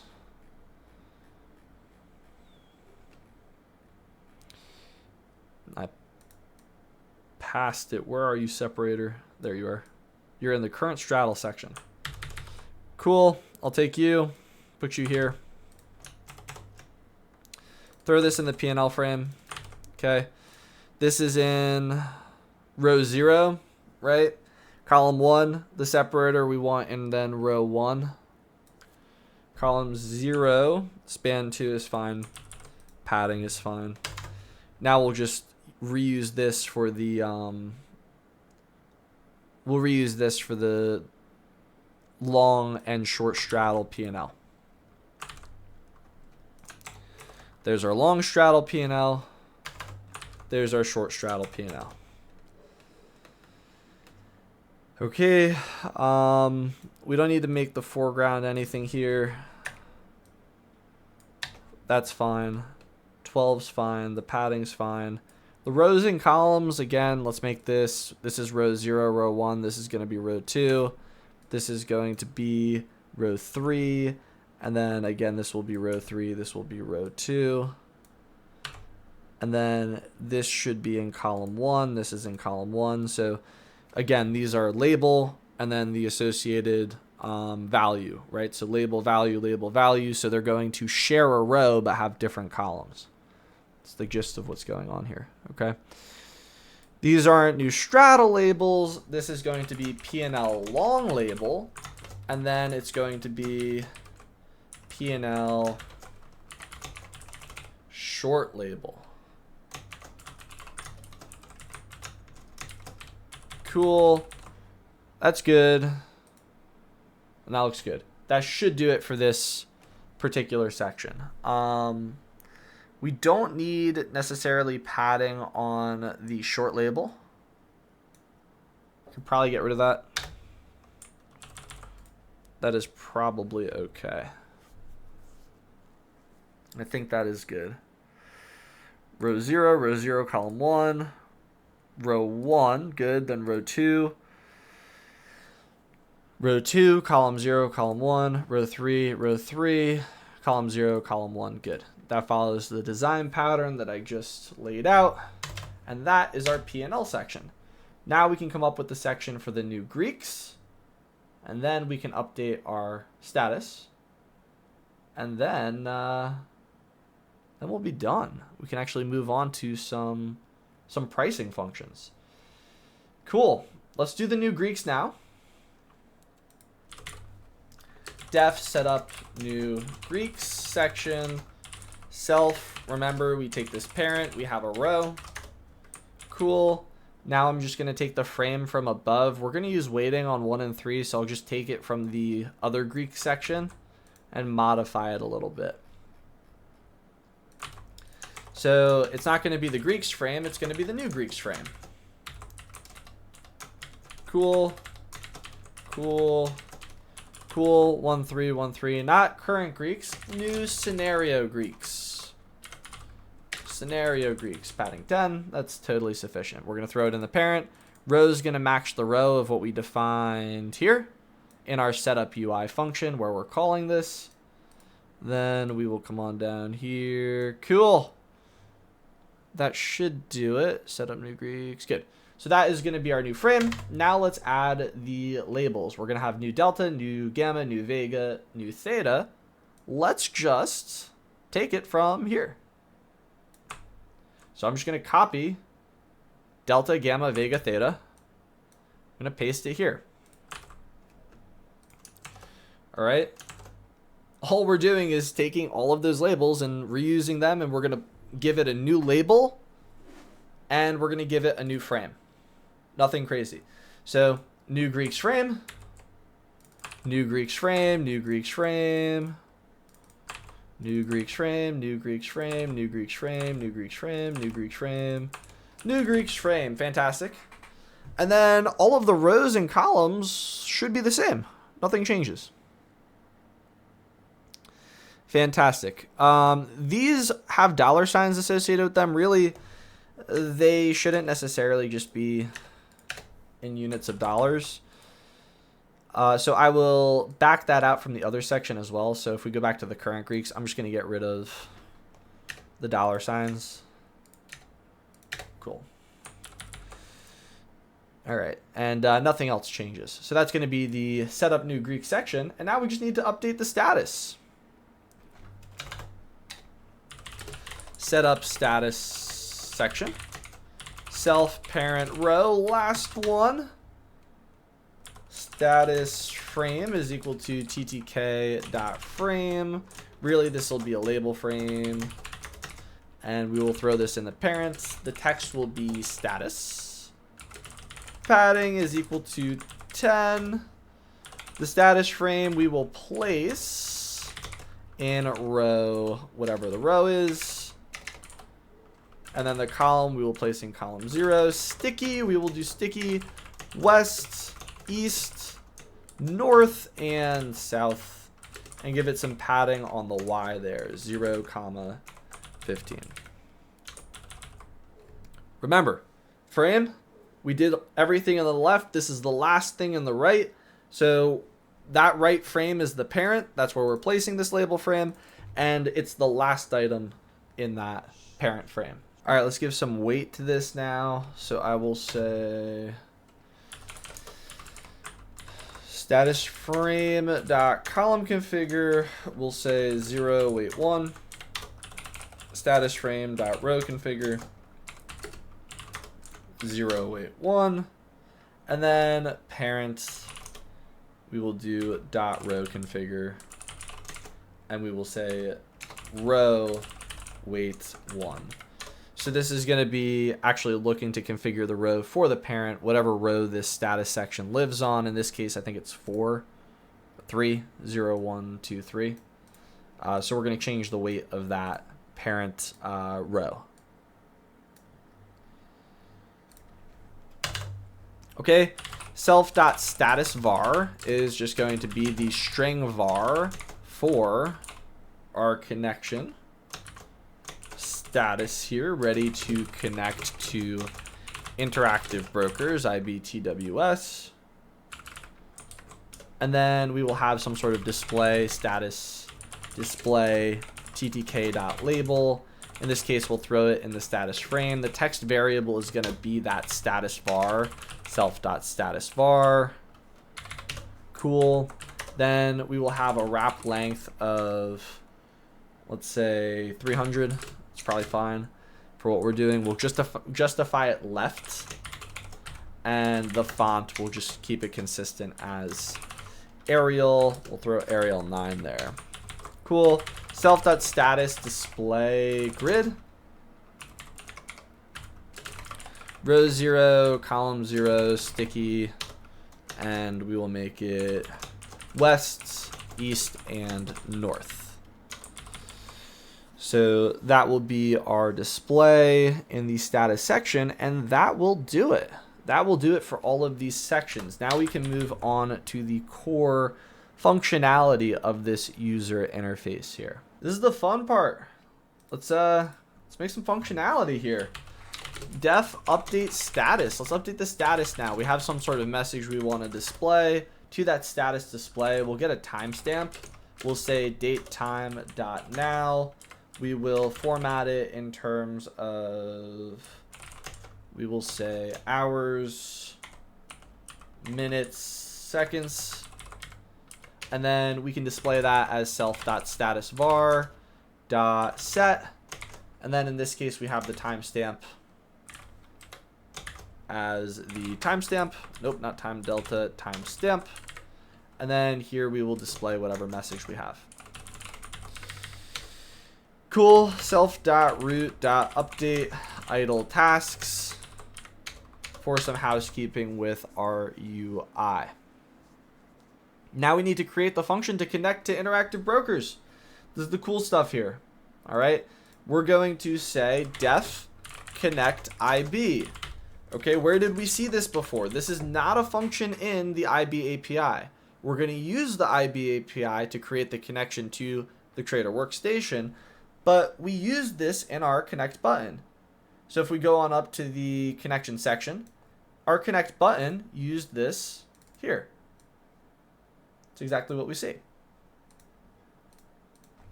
That's what we're creating right now.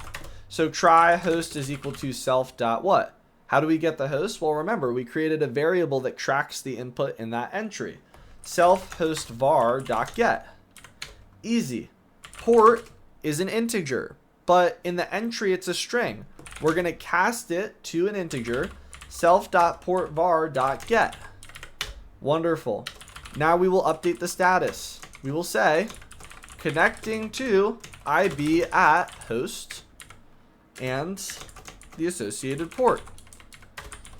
So that's why we created this update status here. It's going to give us a timestamp and whatever we're trying to do in our user interface. Okay, so that's going to be very useful to discern what is happening on the back end, if there's anything that we should be aware of.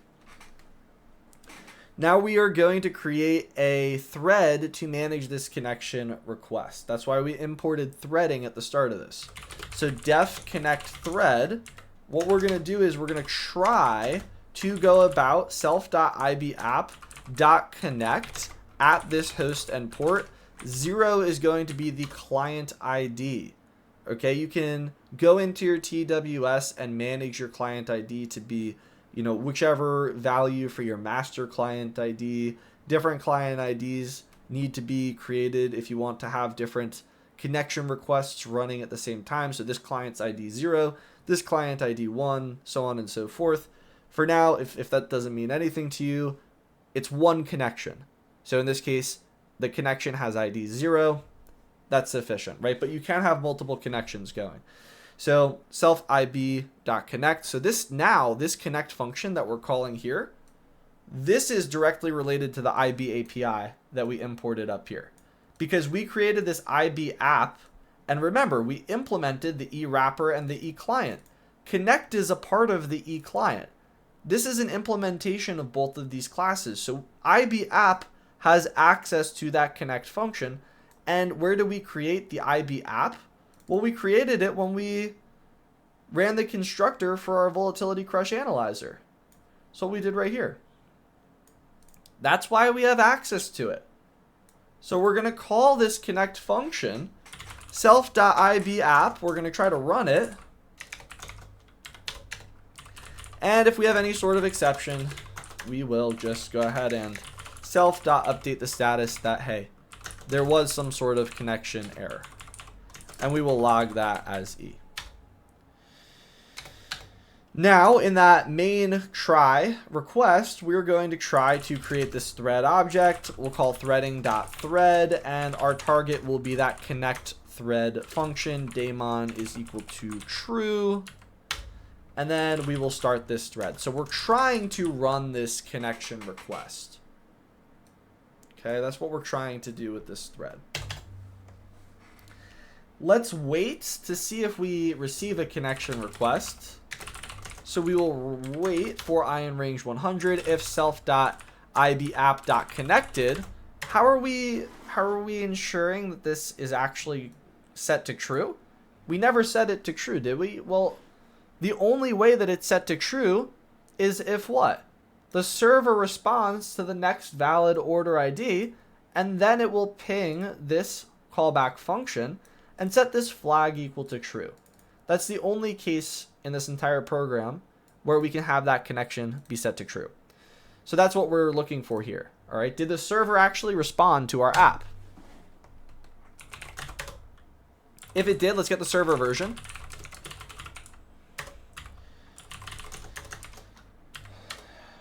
If the server version is not none, and the server version is greater than 0, then we can break this. That means we got data. Otherwise, we will pass if there's an exception, and we will sleep for 0.1. All right. And it looks like we still have to import time. I swear I imported time. Maybe I didn't. No, I guess I didn't import time. So import time. This will allow us to sleep that thread. It's just a pause in the execution here as we wait to see if we received a connection. Cool. What is next? We're going to need to handle that connected case by enabling a whole bunch of buttons, right? All right. So if we did connect successfully, right, then we should be able to say if self.ibapp.connected. That is going to be true if we connected. And if that's the case, then we can set the server version to be self.ibapp.server version. And then if server version is not none and server version is greater than 0, then we can go ahead and set all of these flags in the VolatilityCrushTradeAnalyzer. So keep in mind, right, there's a difference between self.connected, that is the connection flag in this VolatilityCrushTradeAnalyzer, and the flag in the IB app. Those are two different flags. Self.connected is equal to true in the VolCrushAnalyzer. Now let's configure all the buttons. Self.connect button, .config. Well, the state is now disabled. We don't need to connect. We're already connected. Self.disconnect button, .config. State is equal to normal. Okay. We can now disconnect because we're successfully connected. We can also fetch data. Normal. Same thing with pricing. Now that we can fetch data, we can go about pricing things. Normal. We can set the status label to be connected. And we can make that foreground green. Cool. And then we can just update the status in that status panel that we have successfully connected to IB TWS, and then we can have the server with the server version.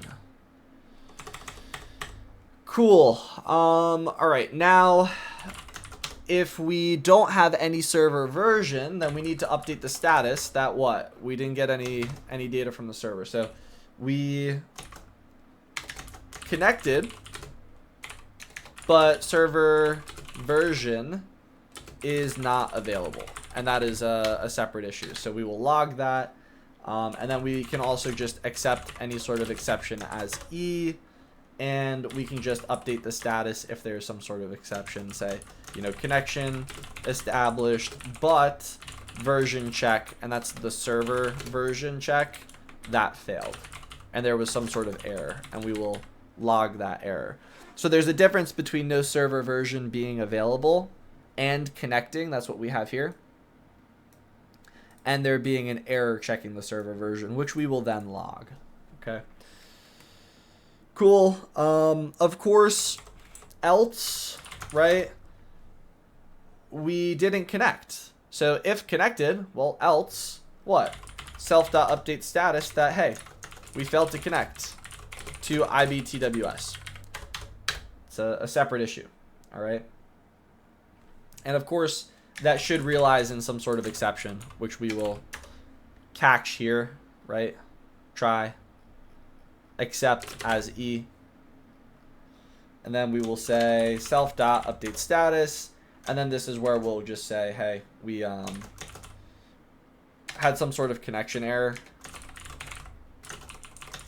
And then we'll put that exception and keep this as a formatted string there. And that's it for the connect function. Cool. So now we've effectively created this thread to connect to interactive brokers from our controller, our IB app. If we successfully connect, then the server will respond to that valid ID callback function, increment that flag to true from 0 to 1, false to true. We'll check the server version, and we will initialize all of our user interface items. And then if we have a series of failures here, we'll say, you know, what happened in the status section of our app. Far easier and less exciting, def disconnect IB self. Here, we're just going to try to what? Self.ibapp.disconnect. That's baked into the IB app. Remember, we're implementing eWrapper eClient. eClient has that disconnect function. Self.connected is equal to false, okay? Then we will say self.connectButton.config. We want that state to be normal now because we're disconnected. All right, and then we will say self.disconnectButton.config. State is equal to disabled. We've disconnected. We don't want to be trying to disconnect again or have the user try to. Same thing with the fetch button. I'm just going to copy and paste this .config because we need to use it for the fetch button. We're going to disable that. We can't fetch data if we're not connected. We can't price things if we're not connected. We can't analyze things if we're not connected. And I think that will do it. I might be... No, that's good. Yeah, we can't do any of that stuff if we're not connected. Okay, cool. We need to update the status. This is going to be the status label. We're going to say that we have new text that we are in fact disconnected, right? In this case, in the foreground, then we'll just make red instead of green after being connected. We will also create a function to clear any data that we may have queried. And then we will also update the status to be disconnected.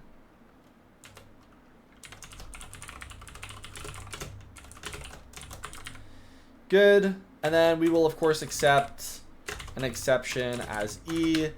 And we will just update the status that there was some sort of disconnect error if there was, in fact, a disconnect error. And that is going to do it for the connection functions. So we have our ability to connect.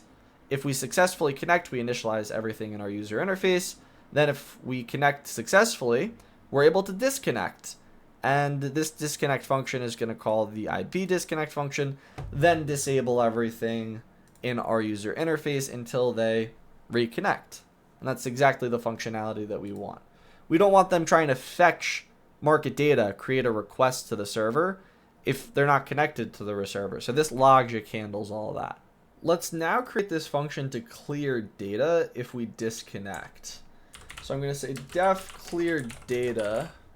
And what do we want to do? Well, we want to set the current spot to none and the current IV to none. That's what it defaults as. Then we have all of these labels we want to reset. So I will say labels to reset.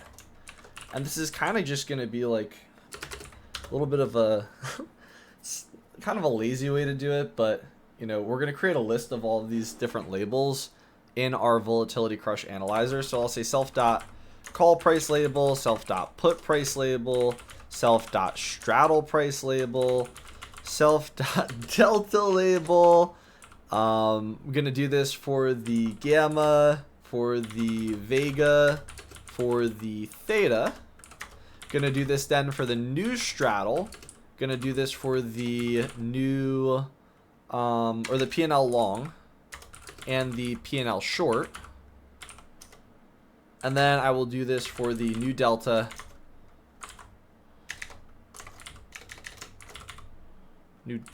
label.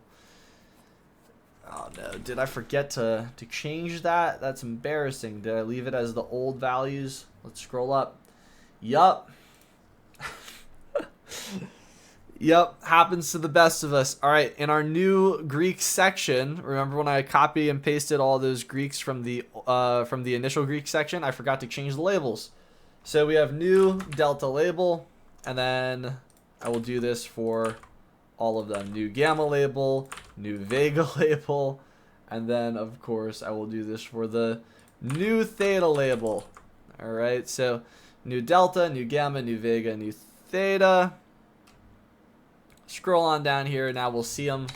There we go. New delta label, new gamma label, new vega, and new theta. New theta. There it is. Okay. Those are all the labels that we have to reset. And we also need to clear the entry inputs. Those are arguably easier. So it's like you have the spot var.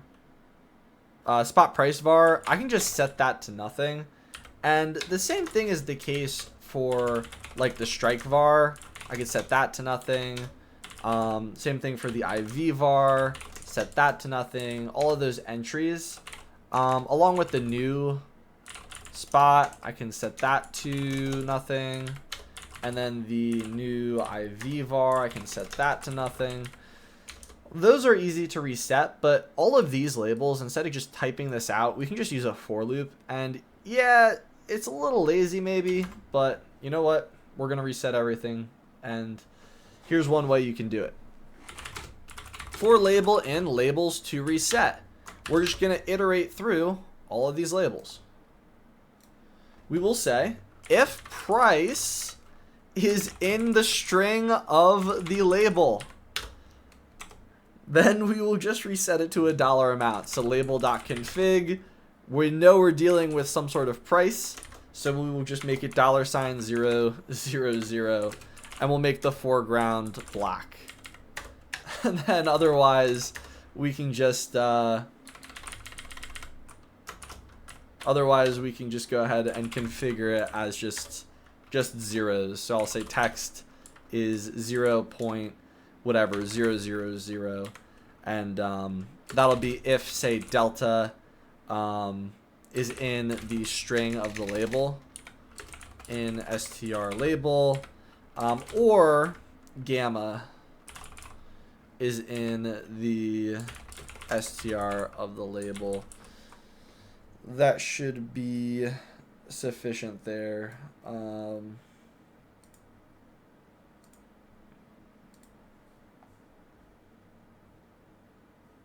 Yeah, that's fine. So essentially we're making it 3 decimals of precision if it's delta or gamma. Otherwise we'll just make it 2. This largely doesn't matter. And we'll just make it black.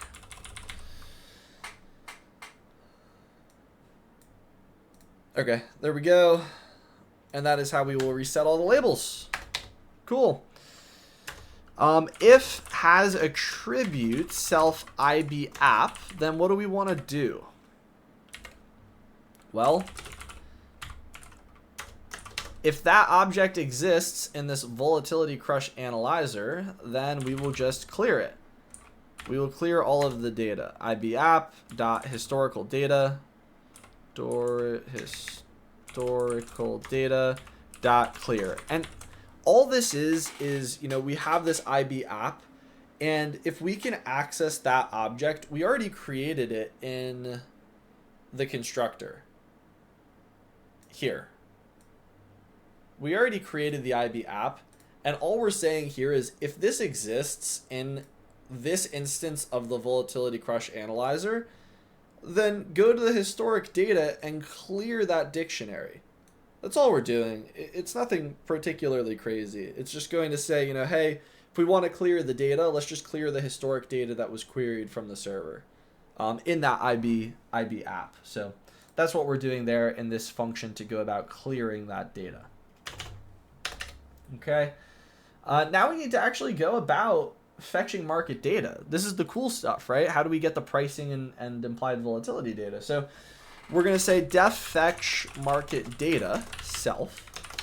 And, if not self.connected, so if they were able to get here for whatever reason, then we can show a message box and show it as an error and say, hey, you're not connected to interactive brokers.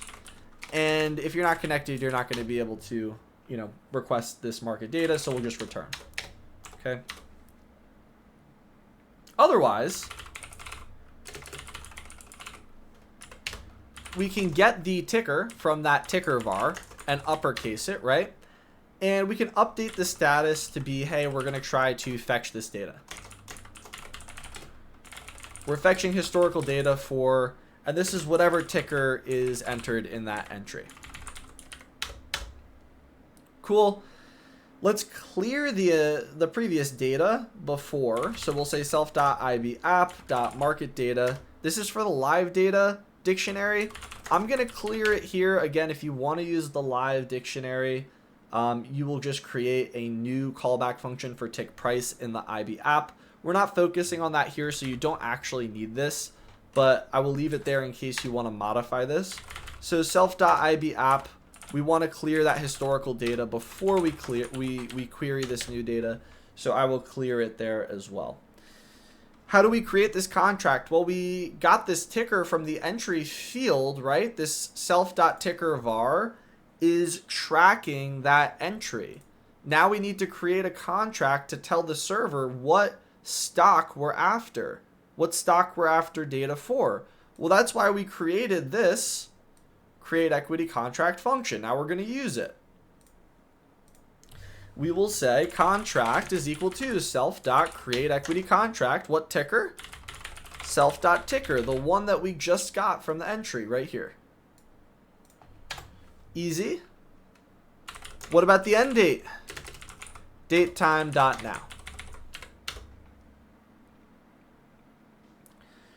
All right, so let's just go ahead and fetch data, essentially spot data using this historical method.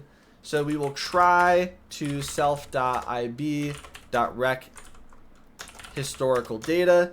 And this right here now, what we're doing is we're using this function that's baked into the IB API.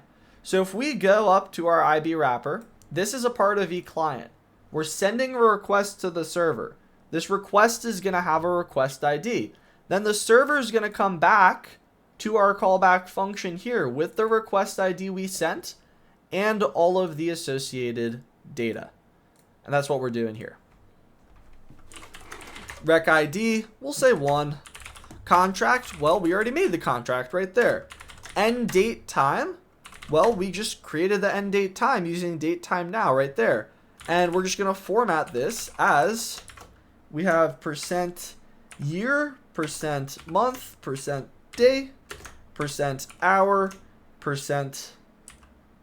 colon, %minutes, colon, %seconds. That's a mouthful. Then we need to set the duration to be, we can do 5 days here. And then the bar size is going to be 1 day. We want to look at trades.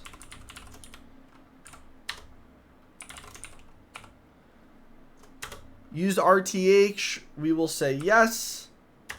The format date, yes. Keep up to date false. It doesn't matter if this is up to date or on a rolling basis. And we will leave chart options as blank. Okay. So we're going to try to make this historical data request, and we will accept an exception. Oh, geez. Sorry, I got to scroll down.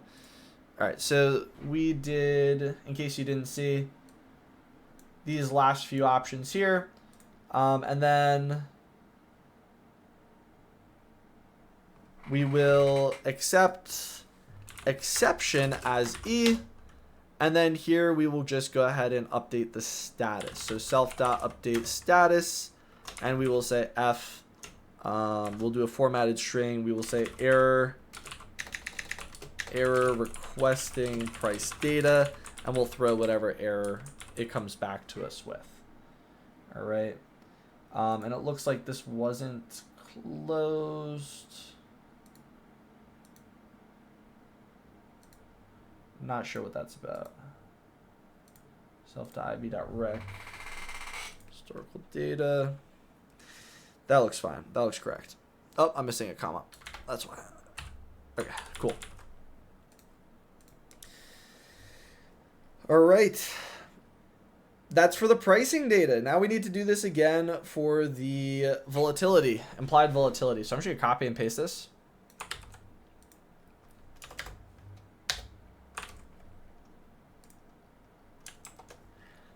And you might be wondering, it's like, hey, like, how are we handling this?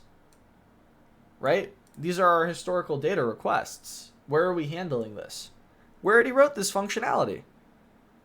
We wrote this up here in our IB app. See? That's where we're handling it.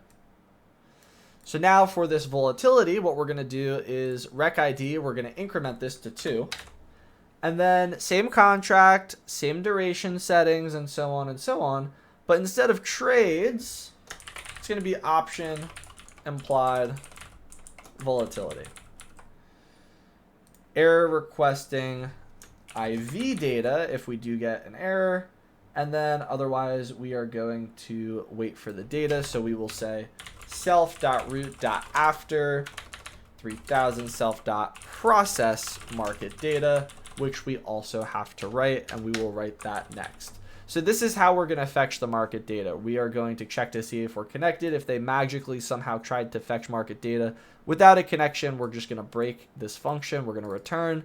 Otherwise, we'll get the ticker from the entry, set it to uppercase, update the status that we're requesting historical data, clear whatever was there, create a contract, create the end date to be right now, and then request this backward looking historical data based on an end period of right now. We're going to do that for price, and we're going to do that for implied volatility. How is it being stored? Well, this is rec ID 1. We're sending this request to the server. This is rec ID 2. We're sending this request to the server. When it comes back, it goes to our wrapper here. It goes to our controller, our IB app, and it says, hey, request 1 came back with price data. We're going to put this in the dictionary. Request 2 came back with implied volatility data. We're going to put that in this dictionary. That is exactly how this functions. Okay, so that is how we fetch the market data. Now we need to process it. All right, let's do it. Let's write this function to process the market data.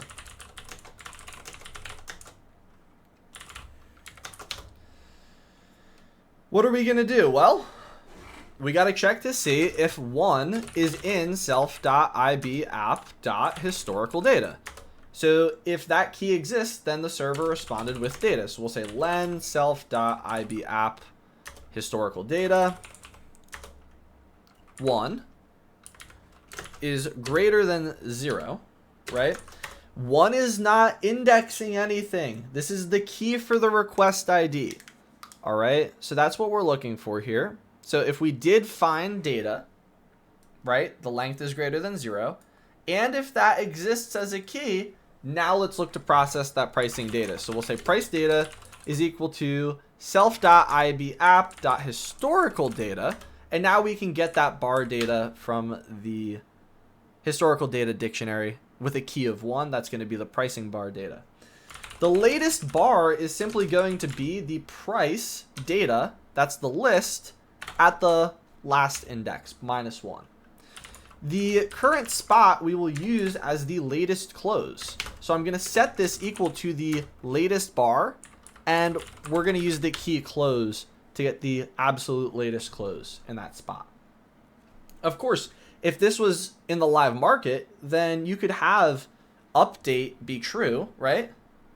Keep up to date. You could set that to true and try to roll this forward, or you could just use a live market data request. I would just use a live market data request. That's a good extension to try for yourself. All right. And I don't mean just have AI do it. I mean, like, actually try to code it yourself. Okay, so we have this latest bar. Now self.update what? We want to update the status. We want to tell the user interface that the latest closing price is going to be the self.current spot. Okay, so essentially, yes, we were able to get it. And we'll round it to two decimals. We could also cite the date, but I'm not going to bother. We can also suggest if we didn't find a key in this process market data function call, then we can, you know, update the status that, hey, no historical price data was received, and then we can just return because we didn't find anything. We can do this again for implied volatility. It's the exact same thing because we processed that market data in what? The exact same way. It goes to the same callback function. So I'm going to go to here. I'm going to go to here, and then I'm going to go to here. Instead of price data, this is going to be IV data. Now, we do have to handle this a little bit differently, depending on if we want to scale it by 252 or not.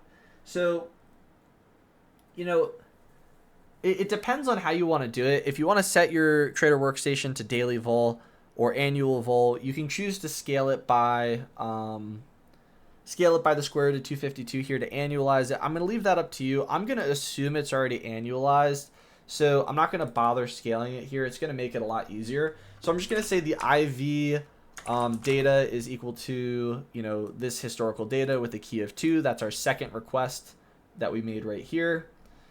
And the latest bar is not going to be just the latest bar, but the latest IV. And we can just get this from the IV data. And it's the latest item in the list, so -1, and we're going to access that close. And that's going to be the latest IV that we have there. Okay.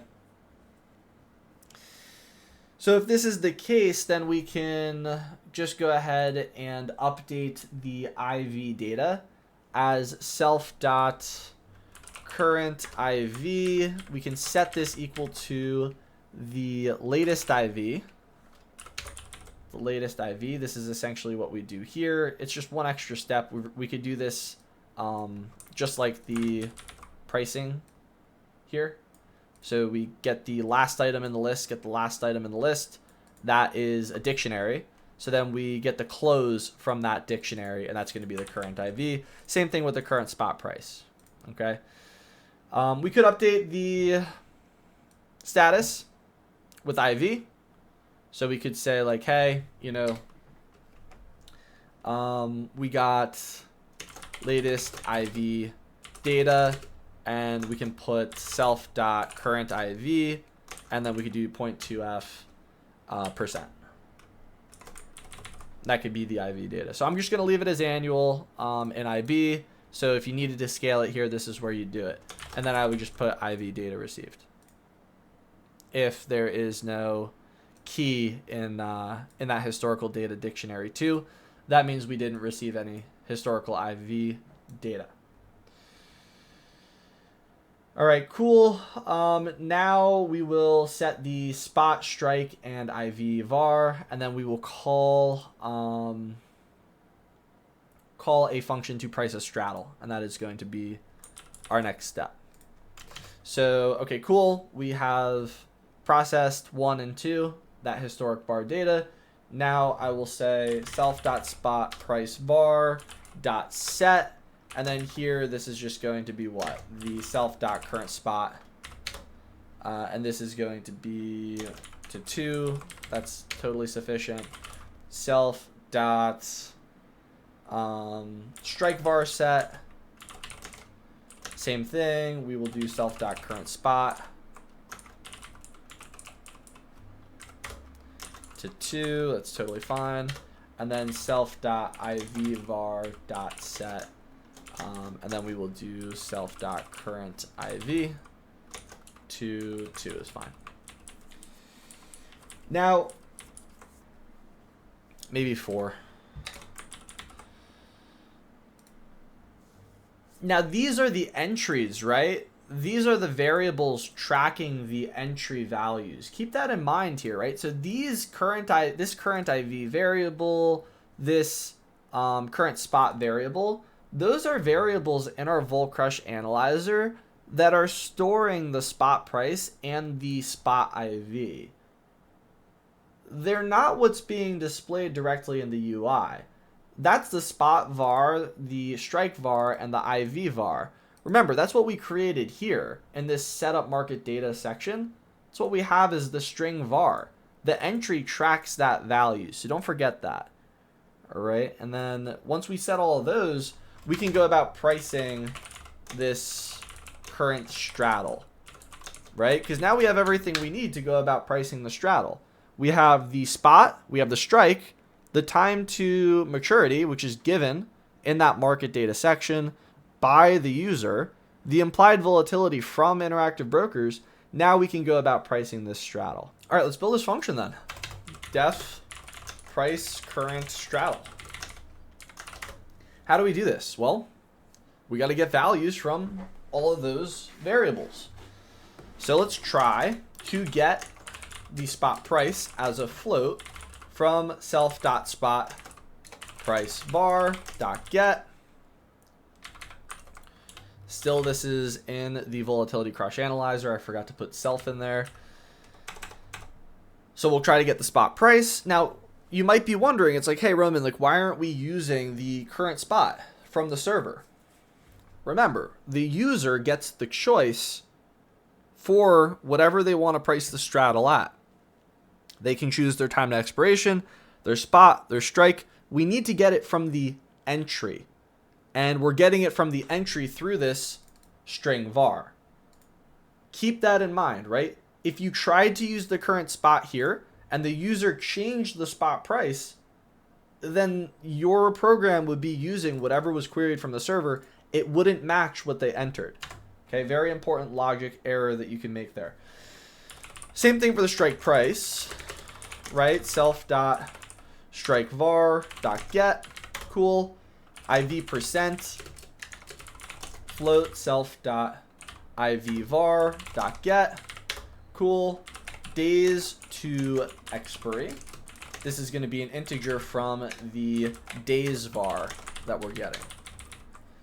Okay, and then we can accept value error, and then give it a message box, show error, some sort of error that, hey, you know, please enter a valid number for all parameters, right? And if we do get this value error, we can just return. Otherwise, we can now go about pricing this straddle. All right, so let's prepare all of these inputs into some sort of Black-Scholes pricing function. So I will say IV decimal, this will be a decimal representation, is going to be the IV percent divided by 100. T is going to be days to expiry divided by 365. Okay, you could say, hey, why aren't you using 252 for trading days? Well, theta doesn't take a day off, right? So T is equal to days to expiry divided by 365. R is equal to whatever we set the risk-free rate at the beginning of this this VolatilityCrushAnalyzer class. So that's in the constructor. You can set that freely. Heck, you can even make that a parameter in your market data section if you so wanted to. So for now, I'm just going to fix it on the back end here. All right, let's go ahead and price these calls and puts and, of course, the straddle. Now, I haven't talked about this on this channel, but option payoffs. Now, I'm not talking about the pricing function, all right? But I'm talking about the payoffs explicitly right now, all right? If you look at like a call, right? You can very easily analyze the payoff based on the terminal value of the stock price. So when it expires, if you give me the stock price value, I can tell you the payoff. It's just a hockey stick diagram, right? When you construct different strategies, spreads, whatever the heck you're working with, all of those are just, they're additive. It's very easy to see, like, okay, well, if I have a call and a put at the same strike price, then what happens is I have this net 0 from the call on this side and this net 0 from the put on this side, but I have a positive slope here and a negative slope here. That creates the straddle V. So, I mean, this is really just what? These are just max functions, from math. So those payoffs are very easy to do, to visualize. And for any strategy, super easy to visualize. Now, the net portfolio effect is obviously going to be different based on your strategy, right? If you're long a straddle or short a straddle, your Vega exposure is going to be different. Your overall theta exposure is going to be different, things like that. But that goes more into pricing and strategy. So if that's something we want to talk about in the future, let me know. If we want to build some sort of like app to calculate those automatically, I think that would be pretty cool. Let me know. Maybe we'll build something like that. Otherwise, let's price these options. We're going to create a Black-Scholes call function. The spot price is going to be an input. So is the strike price, the time to maturity, the risk-free rate, and of course the implied volatility. Now, those are the 5 inputs to the Black-Scholes function: strike, spot, time to maturity, risk-free rate, and volatility. It's a map from R5 to R, and we have this associated call price. Same thing with the put price. So we're going to have a Black-Scholes put now. We can maybe just use call put parity, put call parity, to come up with that value after we code the Black-Scholes call. Then we have this strike price, and we have this associated risk-free rate, and of course the expiration, risk-free rate, and the implied volatility. The straddle is simply just going to be what? The call plus the put price. That's all it is. Remember, like, we're pricing these using implied volatility. So of course we're going to match the market price with Black-Scholes. This is not magic. The IV from the market is using Black-Scholes to back out the volatility parameter. We're going to perfectly match the market parameter for one option. It's not consistent for the entire volatility surface, but for what we're doing here, this straddle price is going to be accurate. Then we can perform scenario analysis. It would be cool if you made this program automatically update as IV changed. I encourage you to try that as an extension to this project. All right. Now we need to calculate all of the Greeks. And there certainly are a whole bunch of Greeks that we need to calculate. So let us go about calculating delta as self.calculate delta. And we will create this function. And again, we have all of the parameters for the Black-Scholes model.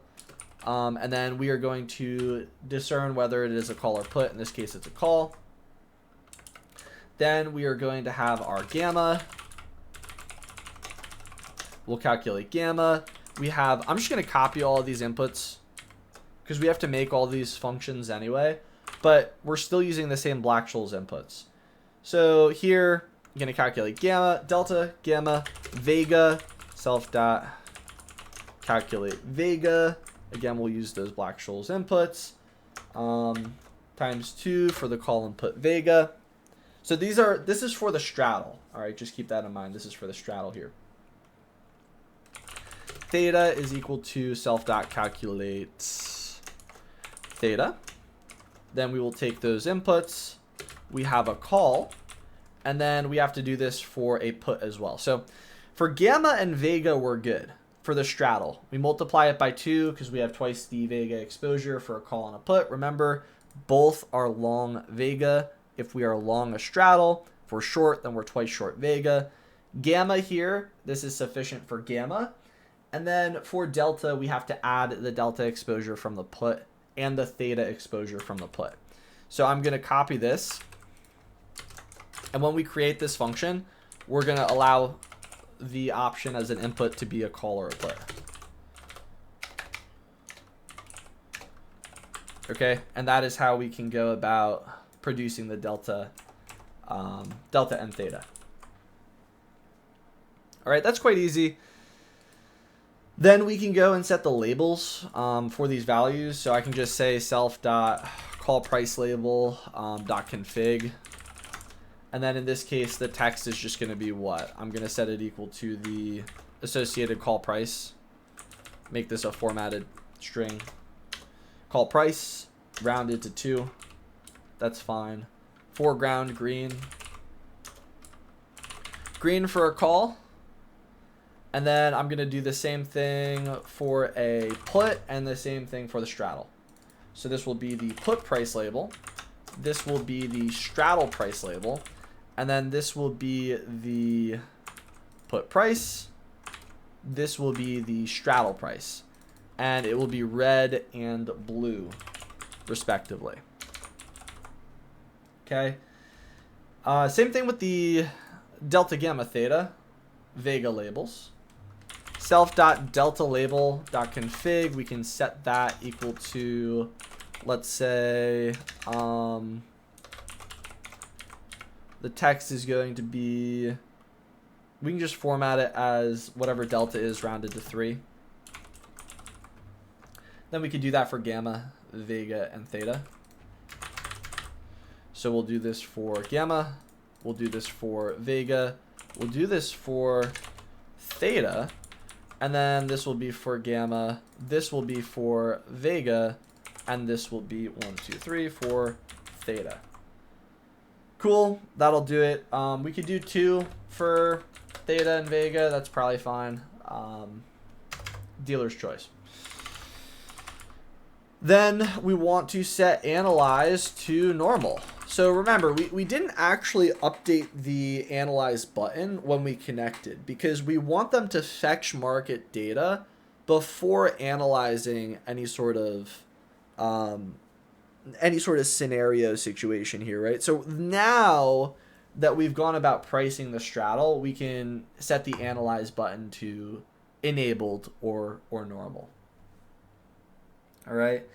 And then we can set default values too if we wanted to for the scenario analysis. It can be useful as a benchmark. So, you know, if you just populate the scenario analysis in that right frame with the current spot, it's a good starting point. So I'll just say if not self.newSpotVar,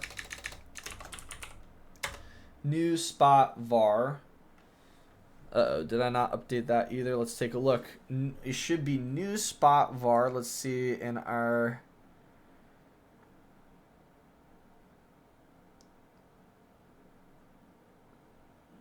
new...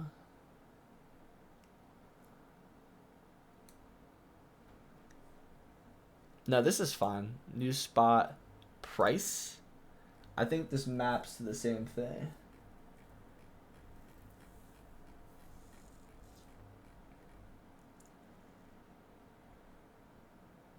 Yeah, that's fine. New spot price is fine. Okay.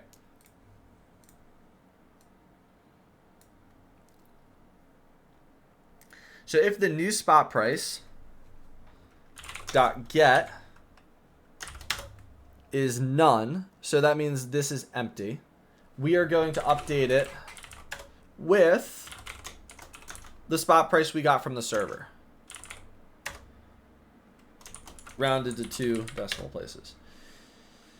Same thing with the new IV. If it's nothing, then we will just update the new IV var. We will set it with whatever we got from the server. It's going to be the IV %. Then we can update the status that we have priced the straddle at this value. We can also add the call and put value if we want. Add the call price and then add the put price. Make that to 2 decimal places each. Cool. And that will do it for pricing the current straddle. So we have this new spot price and this new IV var tracking those entries in the scenario analysis.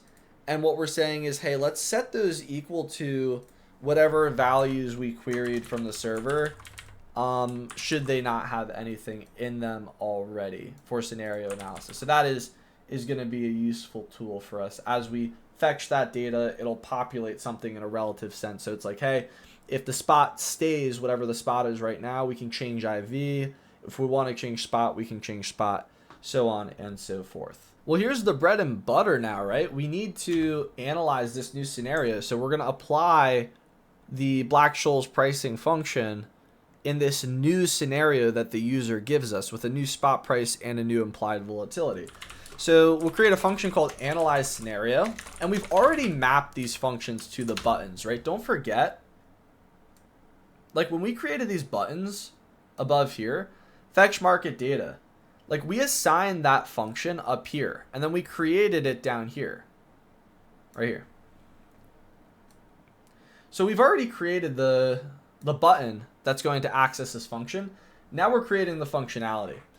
So to do this, it's actually quite easy. It's literally what we did before, but we're just going to access the parameters from the scenario analysis, right? So we'll try to get the new spot, which is going to be the new spot var.get. Then we're going to get the new IV, which is going to be self.new IV var.get. Again, this is not new. This should be new spot price. Yeah. New spot price, new IV var. Very good. And then we want to convert this to percent. So from a percent, we'll divide by 100. If we get a value error, then we will just log that as a message. So we'll say message box.show error, an error, invalid spot price or IV values, and then we'll return. So remember, we're not getting the spot or the IV from the market data variables that we requested from the server. We're getting it from the entry because the user is pricing this stuff. We don't want to assume what they're trying to price it with. We don't want to assume they want to use the current spot in the scenario analysis. We want them to have the freedom to choose that value. So that's what we've done here. That's how we've gotten these values. Now let's use them. So what we have to do is we have to try to get the strike, right? Because the strike doesn't change in the scenario analysis. It's a very important point here. It's the same option, right? That's the whole point of this. It's the same option. The difference is there's some implied volatility crush we're trying to apply to it. Okay, so same option, same days to expiration, right? Whether or not this is appropriate, that's completely up to you, right? You can say like, hey, we're actually losing a day, so we're gaining that theta if we're net short. So apply that in an extension. Here, we're just going to look at the net effect of a vol crush and a delta move. So days var.get. Cool. Now we have our strike price, our time to maturity, our days to expiration. We can accept a value error. If any of these are wrong, then I'm just going to copy this value error, how we handled it there. Then we will show a message box and we will say what? Invalid strike price or days to expiry. All right. I will get the days to expiry as this divided by 365, right? Whether you want to use 252, 365, subject for discussion, R is equal to self.risk-free rate. The new call price is equal to self.Black-Scholes. And this is where we're going to apply that Black-Scholes call, Black-Scholes put on this new scenario. So we have Black-Scholes call. We're going to apply it to the new spot. We're going to apply it to the old strike and the old time to expiration and the old risk-free rate, but the new IV. And that's going to be the new call price. We're going to do the same for the new put price with the Black-Scholes put function. We're going to do it with the new spot price, the old strike price, old time to maturity, old risk-free rate, but the new implied volatility.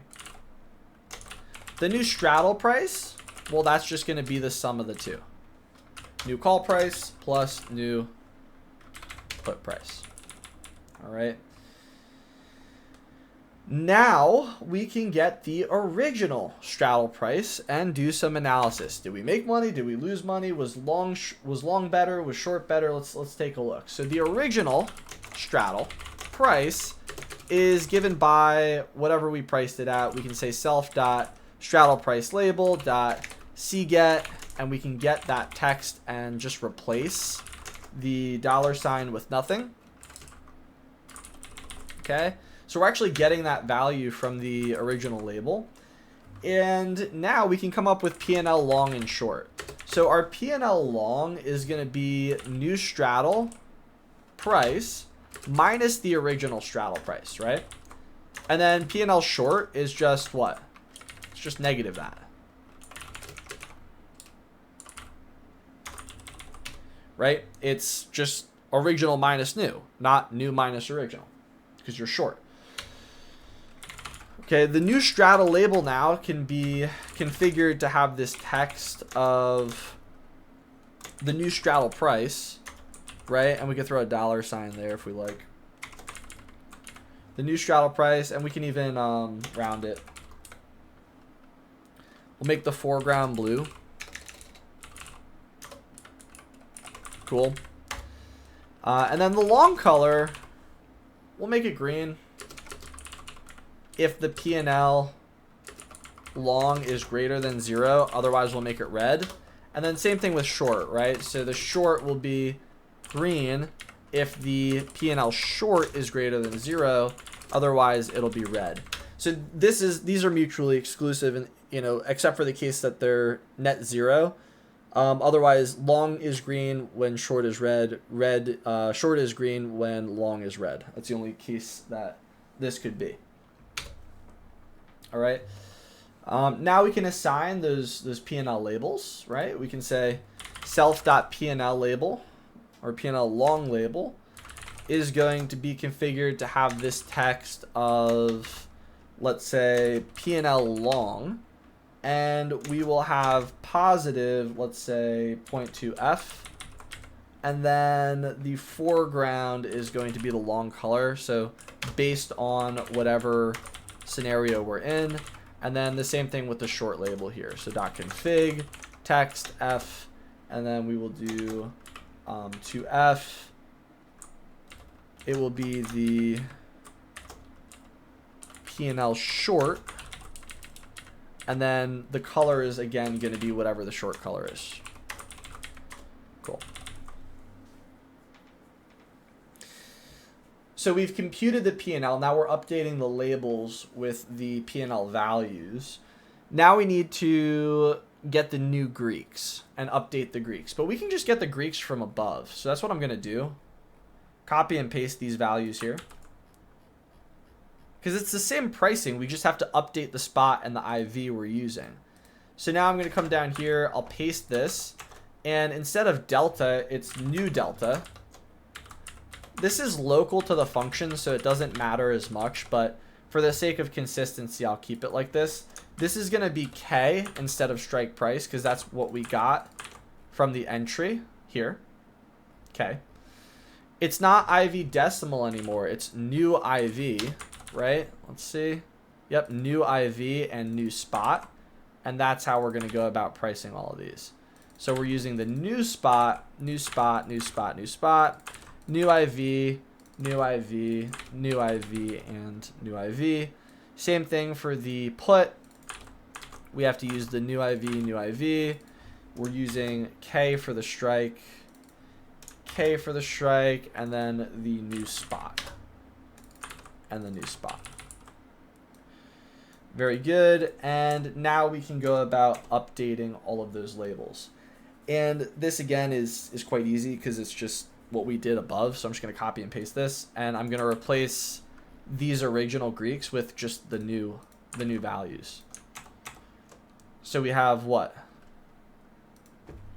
New delta label. We have the new gamma label, new vega label, and then the new theta label.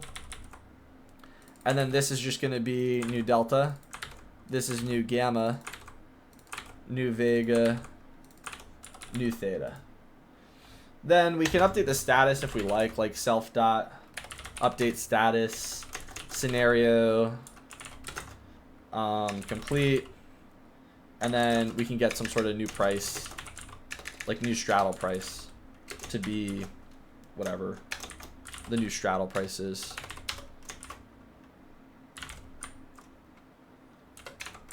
Yeah, that's probably fine. And then we can we could add like long short P&L, but that's probably fine for this. So that is sufficient for the scenario analysis. Now we need to actually code the functions for the Black-Scholes call, Black-Scholes put, and the Greeks, and we're just about done. When it comes to the Black-Scholes model, I get all of these comments about, you know, the assumptions not being true in practice. There's no such thing as continuous trading. There's no such thing as no transaction costs. There's no such thing as an asset following a geometric Brownian motion, so on and so forth. And to that, I say we're missing the entire purpose of the model in the sense of what it gives us, the implied volatility, right? Like, that implied volatility surface is literally directly a consequence of the Black-Scholes model. So I think they're kind of missing the entire picture there if they're saying like, oh, you can't use it for trading, you can't use it for this, you can't use it for that. You tell that to any sort of exotics trader, it's like, hey, like Black-Scholes is useless. Well, okay, what are they going to calibrate their stochastic model to if they're going to extrapolate exotic prices? You know, like it's missing the entire picture of the space. So when it comes to actually producing these functions to develop option prices, right, we're not clinging to it in the sense that it's perfectly correct, but rather it's matching the market price based on some sort of input volatility.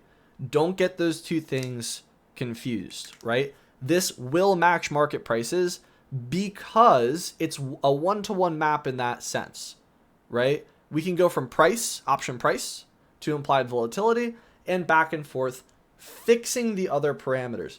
I have a lot of videos talking about the Black-Scholes model. I'm going to do more videos in the future deriving the argument from scratch, going about solving the partial differential equation numerically, analytically, via simulation, so on and so forth. Look forward to that.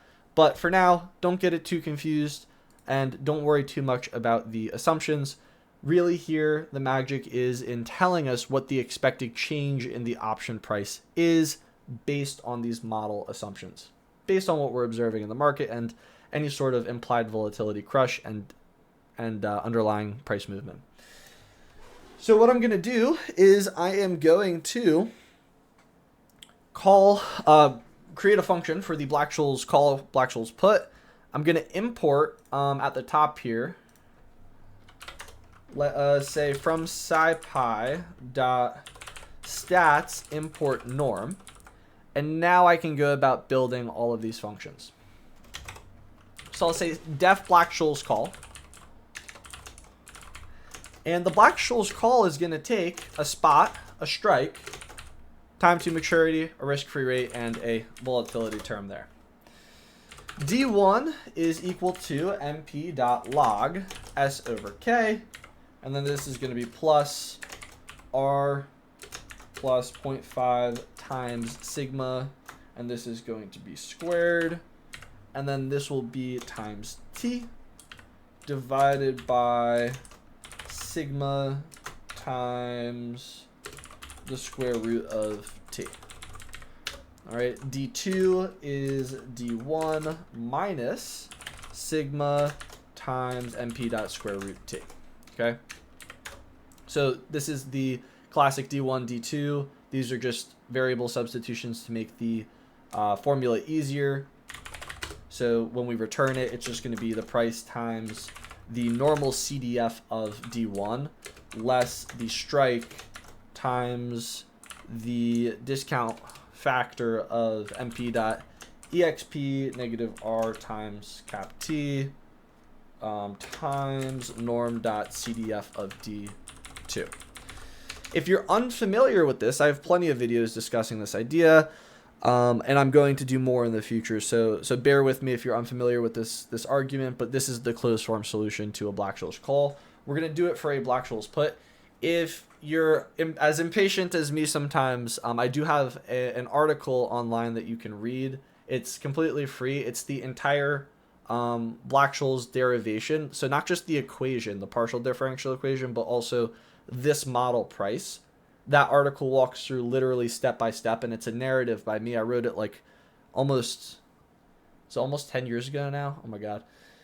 So if you're interested, you can go ahead and check that out. So that's where this model price comes from. The Black-Scholes equation is a partial differential equation. The Black-Scholes model, it gives us this price. So then we have the Black-Scholes put. It's going to take the same inputs, but things are just shuffled around a little bit. So here, what do we have? Well, essentially it's the exact same thing. So we have this exact same situation here. But the difference, right? Again, the big difference here is we are switching the order. So it's going to be this guy here, that strike price, times that discount factor with the CDF of D2, less that strike price there. Okay, less that strike price. And in this case, it's going to be negative D1 and negative D2. That is going to be our Black-Scholes call and put. And then, you know, what is delta? What is gamma, vega, and theta? Well, if we partially differentiate these functions with respect to the spot price, that's delta. The spot price twice, that's gamma.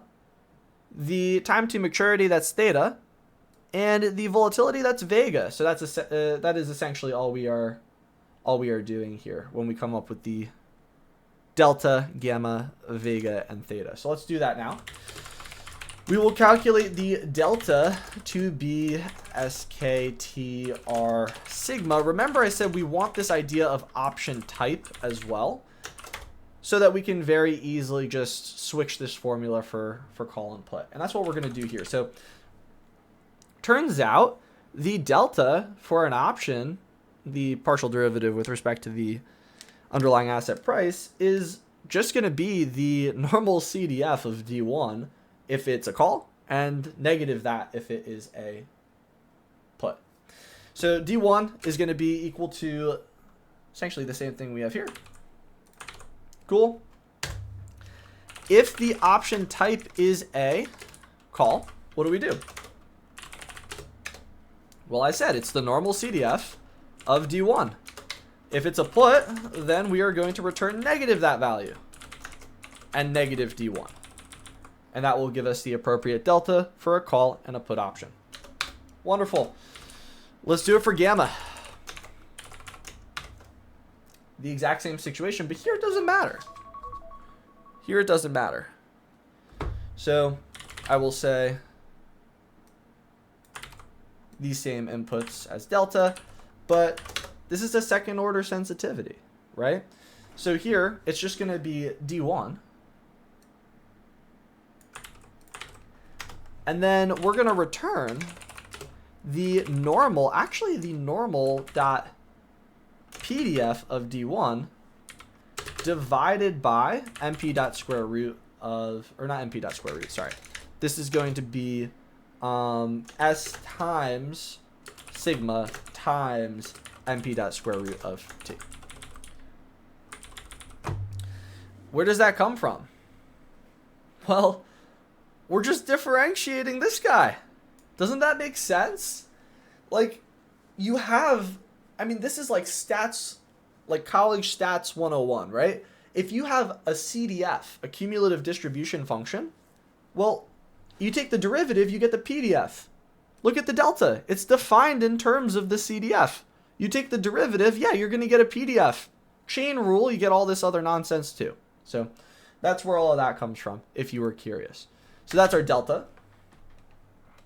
And as you can see, the reason why it's the same for the call and the put is these negatives, right? Chain rule, they're going to cancel out. So net positive derivative of this is the same thing as a derivative of negative this and negative this, right? That's, again, basic calculus. So now we're going to do vega. And we will have the same inputs. And then here we still have D1. So that's what we're using here, this D1 representation. Very handy to just be able to reuse it. And here we're differentiating with respect to Vega, this volatility. Not Vega, we're not differentiating with respect to Vega. We're differentiating with respect to volatility. So we're going to return S times the normal PDF of D1 times NP.square root of T, and then divide it by 100. That is going to be our Vega value. And then theta is going to be a little trickier. Def calculates theta. So we have the same parameters, but this time we have to consider it a little bit differently. Okay, so we have good. All right, we'll do this. And what we have here is we have D1 and D2 like we had in our Black-Scholes function. But if we have a call, then what's going to happen is theta is going to be equal to negative the spot times the normal PDF of D1 times sigma divided by 2 times NP square root of T. All right.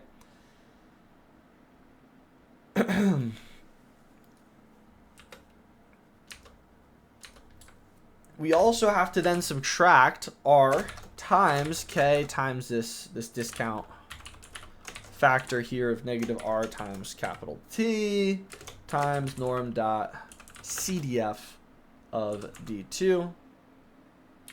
And that is going to be all then divided by 365. That is our theta value. And the difference here is, you know, with the put, this is just going to be positive. That's going to be our difference here. So we'll say else, copy this, paste this, this will be positive. Okay, so that is going to be our theta value. And that is going to do it for the Greeks and the option pricing functions. That is going to do it. All right, I really didn't return theta here. I just realized that. So return theta. Cool. And that's going to do it for the Greeks. They're actually going to do it for the Greeks. And that's it. We wrote 571 lines of code. And we have built everything. So we built the implementation of the IB API where we are going to receive the data that we request from that particular object. Then we built this VolatilityCrushAnalyzer, the whole user interface, and the associated functionality so that the user can interact with that IB app on the back end. And of course, all of these pricing functions. To run this now, we will create a def main function here. We'll say root is equal to tk.tk. Remember, we're passing this root frame to the VolatilityCrushAnalyzer's constructor. That's what we're doing here, right? Then we're establishing both of those columns, all of the panels in those columns, all the associated widgets, all the buttons, linking those buttons to the functionality that we built.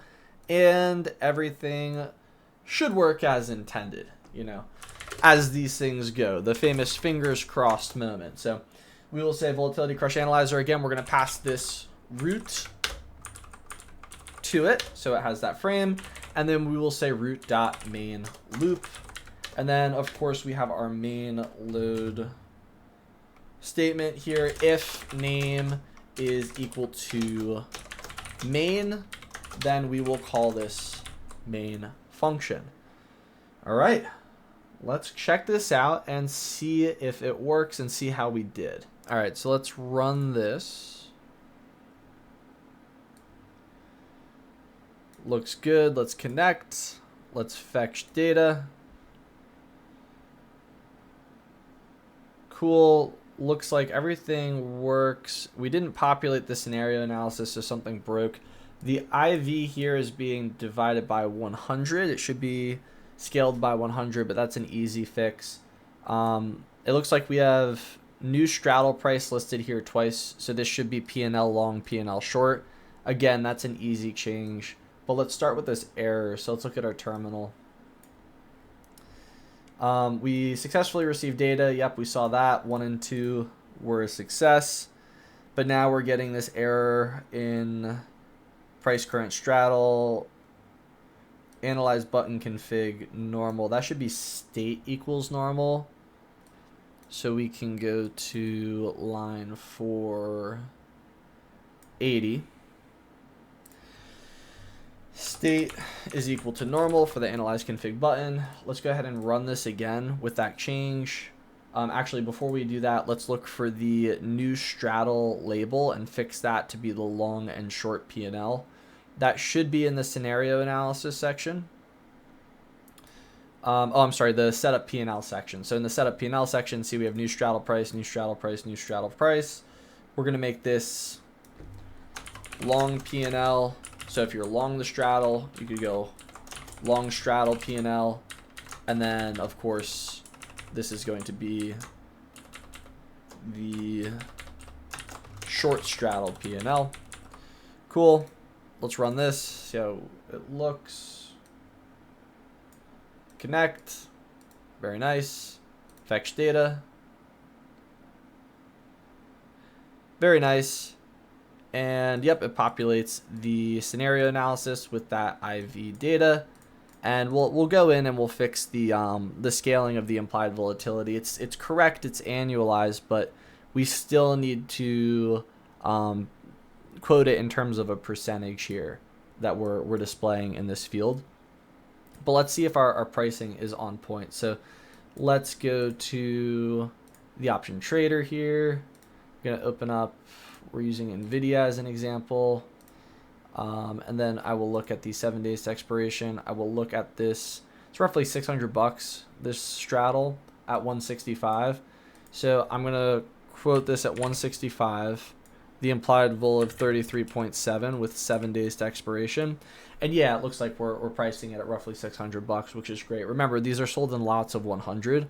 And then we can observe the IV crush from that trade should some sort of event happen. And yeah, we see this positive short P&L, which is exactly what we would expect to see.